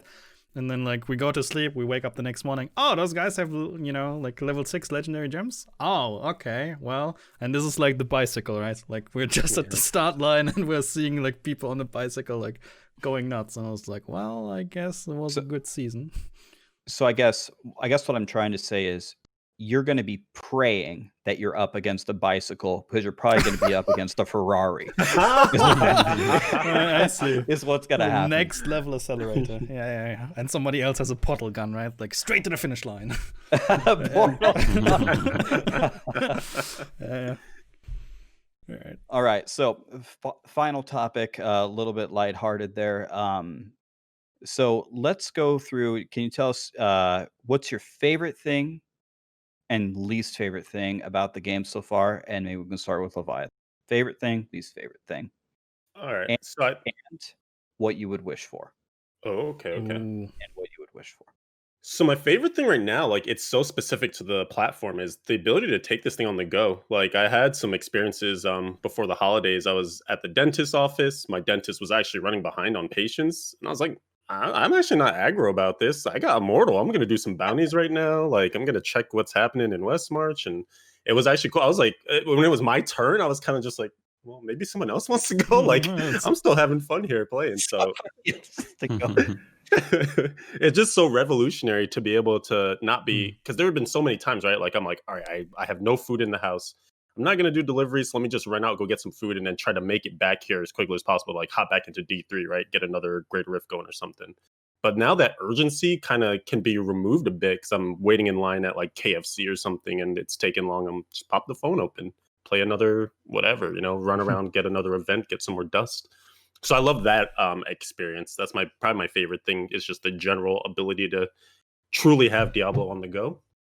And then I will say that tied into that, as well as the exploration, like layers and stuff, I think are really cool, just to bring it more to gameplay. I think being able to just roam the land, even without a directive goal, because usually I'm such a goal-oriented person, just the fact that you can just roam about, find cool happenstance, moment-to-moment things. I love that about the game. My least favorite thing, it's hard to pick, but Elder Rifts just suck without Crest, dude. They are so much not fun to run unless you crest it up. And it does kind of tie back into previous conversations about, how rewarding crests are and how enticing they are. I almost feel like it's 1-to-1, right? So if they want crest to be purchased and good, then Elder Rifts can't be that great without them. But I really do hope they buff the base of it, because it's supposed to be one of the other Endgame type things, or like your character is looking at a panoply of stuff to do, and Elder Rifts are just off the menu by default unless you have crests. So I don't like that. And then as far as what I would want on release, so big wish, is just I hope that the monetization works out so competition has some meaning and integrity. And if that is the case, then I hope there's cool promoted competition stuff, like maybe some ultra PvP event for a month, or any sort of thing that gets us playing against each other and comparing against each other, utilizing all those sweet gear. Awesome. Okay, My favorite thing, least favorite? My favorite go thing is definitely, like I said, I touched on earlier, is the varied end game. I hope they double down on that. I want to be, doing a few elders a day, doing my bounties, the layers, the legendary mobs. I want to be everywhere doing the bestiary. That's by far, I guess I've been in New Tristram Act 1 forever. So being free in the open world has been a breath of fresh air. And that's my absolute favorite thing about Immortal. My least favorite thing is legendary crests, 100%. And the thing I would want, my wish list, I guess, I have a few things, but definitely controller support or a way to like a basic transmog system, a way to hide your helm or something. Just like some basic stuff for that would be pretty cool to have. My favorite thing is definitely the exploration. I love the exploration of it and being able to walk around, and there's these little blue exclamation points of these little side quests. And I'm like, all right, let's go do that. That sounds like fun. Like, but my least favorite thing and my wish for it are actually kind of the same thing. One of the things that drives me nuts is I can't pause the game. Like I can't like and that I think that's one of the things that has actually hindered my playtime is, you know, mom, and I have to put the phone down and close out of what I'm doing, or I have to stop what I'm doing, and next thing I know, I'm dead or time has run out or whatever. Like there's no ability for me to pause what I'm doing and then come back to it. I have to completely close out the game and hope that when I open the game back up, it puts me back where I was. So, Yeah, unless that's it's a the time thing. The time things are not those are gone. You leave that, you gotta start all over. So I wish I had something like that. Is there any open world MMO where you can pause? Like, how does it work for every other player in the same open world instance? It's like one guy paused, and it's like Oh. Well, if you're like in an Elder Rift or a layer, there's no one else there, right? If you're by True. yourself. True. Yeah. As long as you don't group like in D3 and you're always in your own instance. Right. I do agree, pausing is important. Like, it is important. I utilize pausing a lot in D3, especially in creative pushing. Mm-hmm. When I'm at the crossroads and I see a pylon spawn and I'm like, well, this changes everything. I will need my 20, 30 seconds to evaluate my options. Not everybody does. Like, for a lot of people, it like breaks gameplay flow, but I like to take my moment here and like be like, those are the 1,000 keys that I invested into getting this rift. So might as well take my 20 seconds to, decide on how to continue here. Like, I don't have children. It will happen eventually, I suppose, but not right now. I'm sure then if I have children, then yes, I want my games to be pausable without a question. So I can see that one. Rex, you want to go first, because I still need to think about like the least favorite thing. Yeah, so my favorite thing is a lot of what the others said, especially Bloodshed hit on it. The variety of the tasks to do in the game when you're not just blasting greater rifts all the time, it makes the game more fun. They turned an activity that I absolutely hate, and it's against my religion to do bounties, into something that's fun for me. So I was sitting there trying to evaluate it, like, what exactly did they have to do to make me like it? Well, they walk there for me. That's a huge thing. I don't have to walk there. And it's very rewarding. And there's a limited number that I can do per day. That actually makes me more incentivized to do it. Because imagine, at the end of a season, if you're going to do a big push, you get the gear the whole season, and usually you don't have a good flavor of time. And then in the end, you blast bounties for 1 or 2 days, you get the good flavor of time, and then you go push. Imagine if you couldn't do that. Imagine if you could only do one set of bounties per day. If they only made that change, that would probably be enough to make me change. So I would do bounties once, do my round every day, and bank them for the end of the season, so I could have that re-roll opportunity. Otherwise, I would have, given up all those days where we could have done it. So even the tiniest changes, it seems like they're actually limiting, actually make it more valuable. So I think they did a really good job there. My least favorite thing, and this is, I guess, pretty impressive for a technical alpha, but was West March. Every time I got an upgrade or I had to do something, I had to go back to West March and run all the way around. And apparently I'm on the fastest class, and I'm still complaining about it. So either I'm very, very salty about wasting time in town, or that it was just my least favorite part. I knew every time what I would do is I would get gems and I would get new legendaries. I would just bank them in my stash. I'm not willing to go back to Westmarch. I just want to keep blasting, even though I want to check out what this legendary is. And I don't know if this is taboo to say, but I'm going to say it anyway. The thing that I want more than anything, no matter what, the thing I want the most is I want emulator support. I want to play Diablo Immortal on my computer. Even if you don't like port it, have a port to PC, just let me emulate it. Controller support would be like the tier below that. That would be fine. I play on a controller and whatever. But if it was allowed to be played on an emulator and not against the TOS, the amount that I would blast Diablo Immortal would increase significantly. sVr, before you go, I want to tag on to Rax's dislike, because we actually hadn't talked about it yet, which is surprising. But I think mobile games tend to be very menu UI heavy, like super driven. I do think that is one aspect of maybe just alpha or whatever. There's a lot of convolution to the menus in Immortal right now. Like, you can get lost in trying to find rewards. Some stuff is just hidden quests and things like that.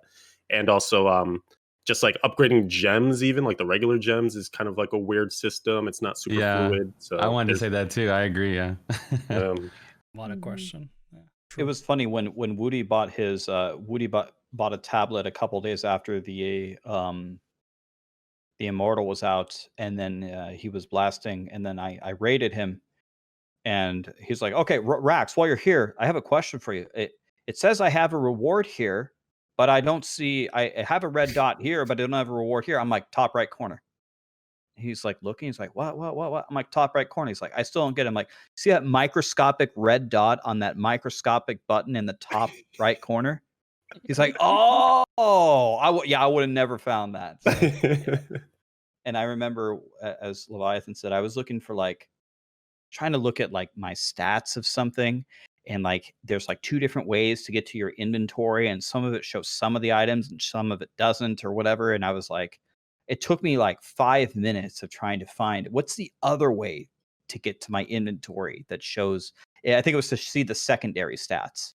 It's like, okay, there's another way to see different stats on my character other than the normal character stat sheet.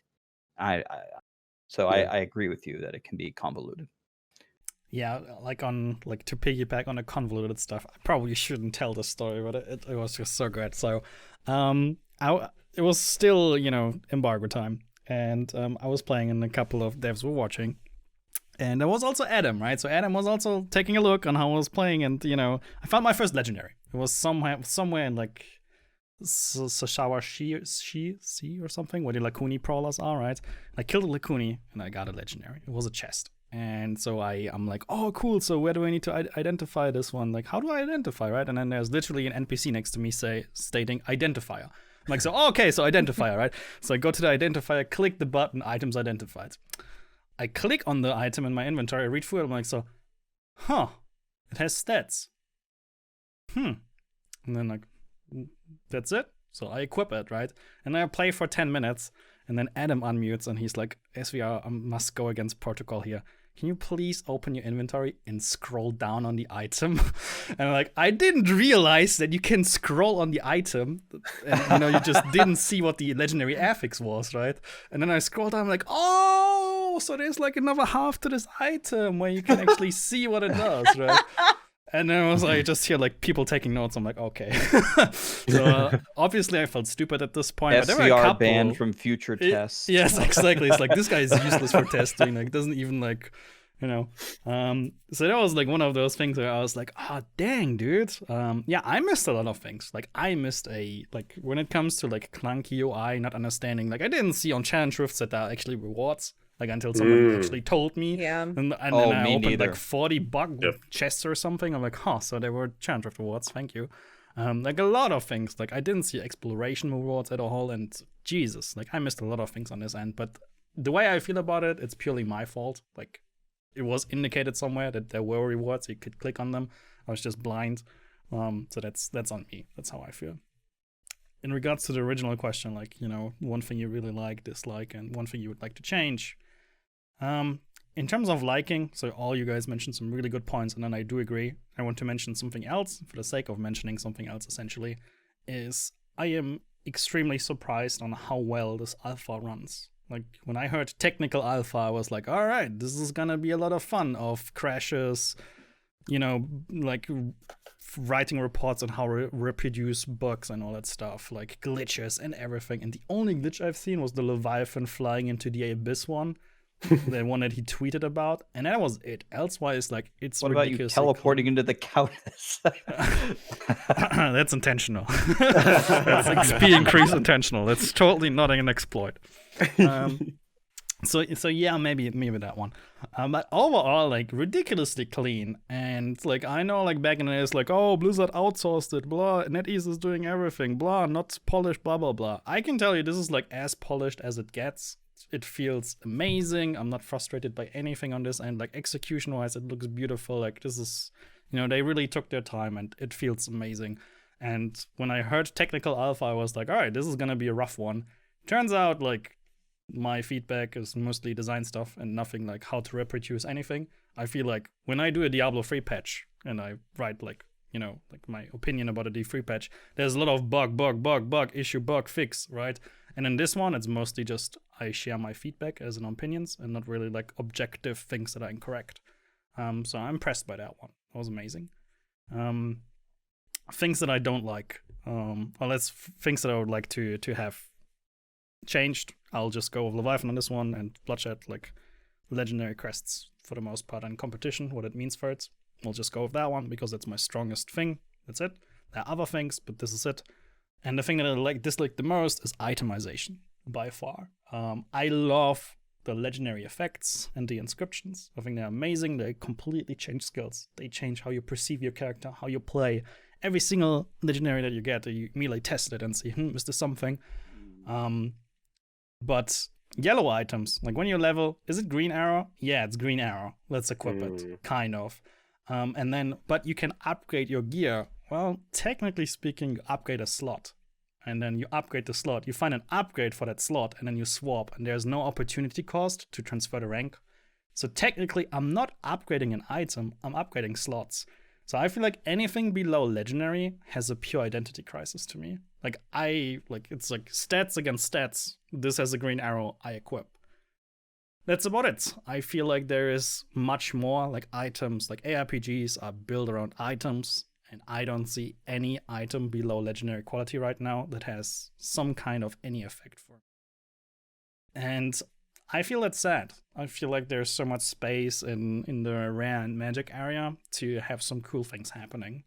And this is one thing that I wanted to ask you guys, because we have omitted the entirety of this topic, like itemization. We haven't talked about this at all.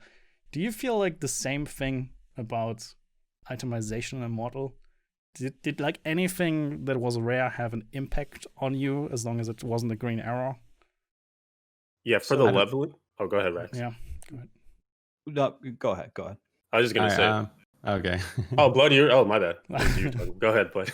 I guess I don't want to derail your whole thing, but itemization is like one of the most important topics for me in D4. You know, like, it's really important. And Immortal, I think that since it's meant to be mobile and on the go, you know, tinkering between like breakpoints and stat priorities, I think I can see it as a design thing that they made it a little bit simpler, a lot simpler.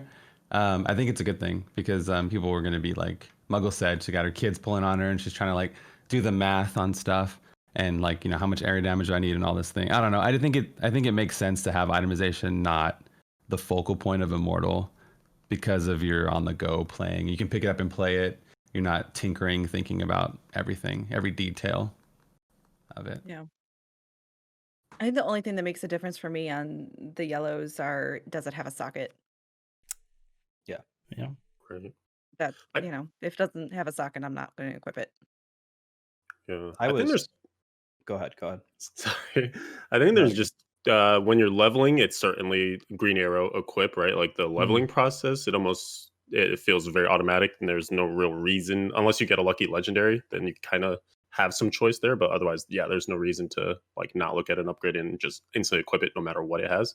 I do think the itemization gets more interesting at max level, and maybe it's intended to be that way, like the legendaries. And I think it's a little nice that at least that the system has it so that it's not legendaries in every single slot, right? Like you have your 6, and then you do care about rares on the other side, the secondary armor. And I'm, it's not that complicated though. Like like MuggleMama said, you're caring about the sockets on those, and that's kind of like the most important aspect there. So I do agree with you that there could be more design space for fun things going on the rares, or like more interesting things.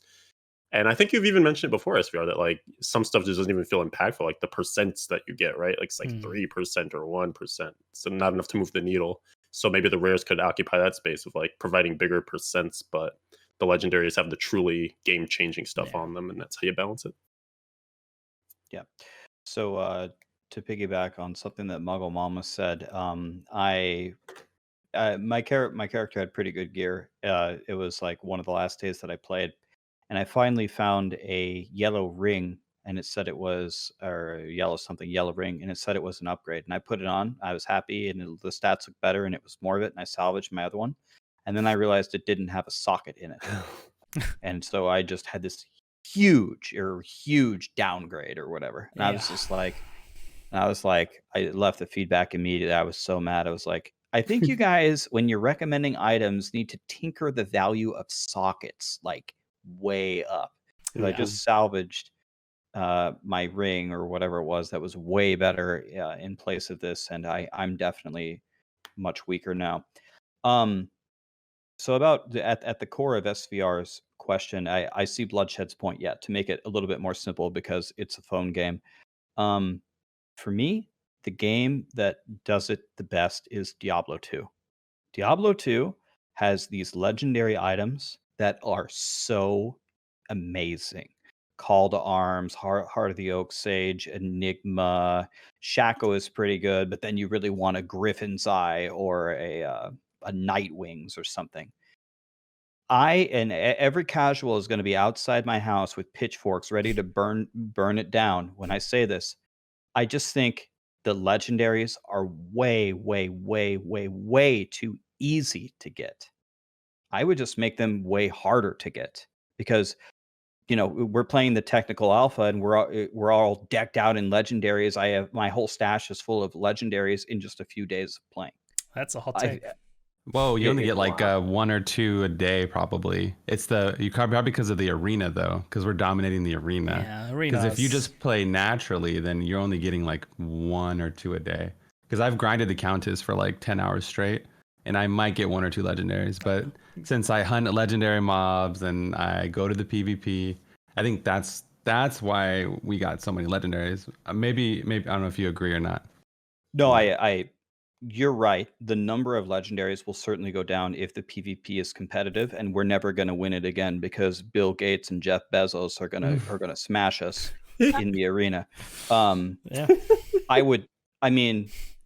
Have you guys ever tried to farm for a Nightwings in Diablo 2? I mean, Not you a might find Nightwings. one like once every 5 years if you're lucky. No, I mean it's not quite that bad, but I like systems where I have no problem with legendaries being the best items as long as they're really like if you open up Merriam-Webster, legendary. I mean, it's something that legends talk about. Oh yeah, legends talk about this item that I find 2 of every day. You know what I mean? It's like I mean, I see where you're coming from. Like, I still remember the drop position of my Griffin's Eye on my Lightning Wizard. Like, I can still tell you, like, this is years back. I do know where it dropped. Like, can open a pit and run to the corner when I see the layout. Like, this is where it dropped. Yeah. Do I ever have like a memory of a D3 like this, where this item dropped in this specific spot that day? Not really. Maybe the first one, the very first legendary, and that's it. But yeah, there was a lot of grinding. But yeah, I do agree with the Griffin's Eye. Yeah, it's like you might farm a lot and you never see it. Is that something for Mortal? I don't know. I can see how you want it though, because I definitely have this memory, and it's burned into my skull. Like, I will not forget. And another thing that it does is it buffs yellows, right? Yellows are a core part of itemization now until this legendary drops. It's kind of twofold, right? It's not just, oh, you have to farm for 10 years to get a legendary. It's also, no, your itemization is yellows until you're lucky enough to find a legendary. You know what it also fixes? It's like, can't equip any legendary gems. No, you can, right? Dang. You can Dang, in you yellow. can. You All right, can and in I'll fix yellows. it. Legendary gems can only be equipped in legendaries, and then. I think that's what they had originally said too. But Really? in the alpha, you can do both. But when it was originally presented, it was like you need legendary items to equip legendary gems. Huh. Interesting. So, one thing that I do want to chime in on, I'm really shocked to hear you say that you would want it to be even rarer. I love huge long chases, so I'm like actually with you. I always already just felt that the drop rate was like relatively low, and so I liked that. It seems really extreme to take it back even more so, but I'm down to see how that plays out. Also because I feel like the game will get more rewarding. Like there is a magic find stat, and we can't even like stack that yet. We haven't found like a fixes for it or anything. I imagine if there's harder difficulties, they make them more rewarding, or like we're talking about how Hell 2 doesn't even feel more rewarding. So I imagine like these rolling in of the game being more generous. And so if that does happen, then yeah, scale it back like more so then, so that the drops do feel a bit more less frequent but more exciting when it happens. The only caveat to mention here is that rares can only go to rank 5 for upgrades, and legendaries can go to rank 20 for upgrades. And so you're taking some of the tail of like what the grind is of the game away from players until they get those legendaries. So it's one of those things with mobile games, they want you in and like constantly working on your account. And if you don't get a legendary for a super long time, then you're already like not letting that player work on their stuff. They're building up the materials, but they have nothing to use them on. Yeah, that I didn't know. I didn't know that. I didn't get far enough to see that. So maybe they'd have to increase the upgrade cap to yellows to like 10 or something. Yeah. By the way, what actually when you have like maxed out gear, right? Like I'm like Leviathan, you've been playing for like 14 days, 15 days, I actually don't know, and you have like 2 level 16 items, 3 level 16. I just got my third this morning, yeah. Okay. And the rest is like level 11, between 11 and 16, I suppose, right? So you think it's reasonable that you hit at least 1 on level 20 for the, like, let's say in the next 2 weeks? Would you get 1 on level 20? Is that how you feel? It's hard to say. I know I'm putting you on a spot, like you wouldn't know, like, you know, but from how deep, like how steep the increases are, would you say it's possible in the next 2 weeks you would get if you continue like this? So it's a linear increase. So at least the thing that caps you the most usually is the dust, and every level requires 20 more than the previous. Okay. So that's sort of the limitation, is just how much can you farm dust. And we're actually finding that there is a limit on essentially the amount you can get per hour. And the only variation is actually the rares that drop, because events are globally timed. This is getting like super deep, but so there's like a few things you can do that are like guaranteed timers to get dust, and it's like a higher frequency of it, and other things that can basically help you, but you're essentially limited to the amount that you'll get per hour. And so it just comes down to a matter of time and how long will the alpha be up and stuff. But it's not even, once you, is another metagame thing, but like 16 is sort of the break point, and beyond that you don't get any additional increases besides the +8 on the main stats. So it's actually better to not push for a 20, but instead go like 17, 17, 17, 17, 18, 18, 18, 18, because you can get those upgrades faster than you would pushing one item to 20. Yeah. So what happens? So when you have everything on 20, what do you do with materials then? There is no other sync for materials. You bank them for the next update, sVr. Right. Exactly. And then the when it comes out, you have level 30 items instantly. 100%. Sure. Okay, true. Fair enough. Good point. Yeah. No, that is a good point. Like you will reach a point where you max your stuff. I guess they just would make it, that's something for them to figure out, is how long does it take? How long should it take? A normal player, you know, again, we're definitely the exception to the rule here, because we're mainlining this many, many more hours than a standard mobile gamer might put 30 or an hour into it per day or something. Yeah. Well, that was one of our longest podcasts ever. I want to thank all of our guests, Matt, for not only being here, but running the production. He doesn't get enough credit for that, and he also renders everything afterwards. So if you guys like the podcast, you should go check him out, and thank him for that. Leviathan, Bloodshed, MuggleMama, thank you for everything today. We have probably a couple episodes coming up, Matt. I think we're going to do one on, at some point, we got to do one on the D4 quarterly update, right? Yeah, we're planning it for next weekend, but we're still waiting for people to respond. We'll see. Like, there's definitely some scheduling issues here and there. We'll try to do it next weekend if it works out. Elsewise, we might have to wait 2 weeks. But yes, Diablo 4 blog post itemization coming up next. Pretty certain. Next week, fingers crossed, maybe 2 weeks, but it will happen. And yeah. So are any of you four firing up a stream after this? No. This is where one of you says, yes, me. Well, we'll find a My lucky kids are one. gone for the night. We got date night to go on. Okay, MuggleMama, date night. What about you, Blood? I'm not going live today, no. Leviathan? I am, but later because I haven't eaten anything yet today. Okay. And I'm going Matt? to sleep after uploading everything. For me, Alright, it's well, midnight. Matt will find a lovely individual to raid then. Yeah, just want to thank you guys for being here and spending some of your Saturday here. And we'll see you guys on next week's episode. Thank you guys. Bye. Bye. Thanks.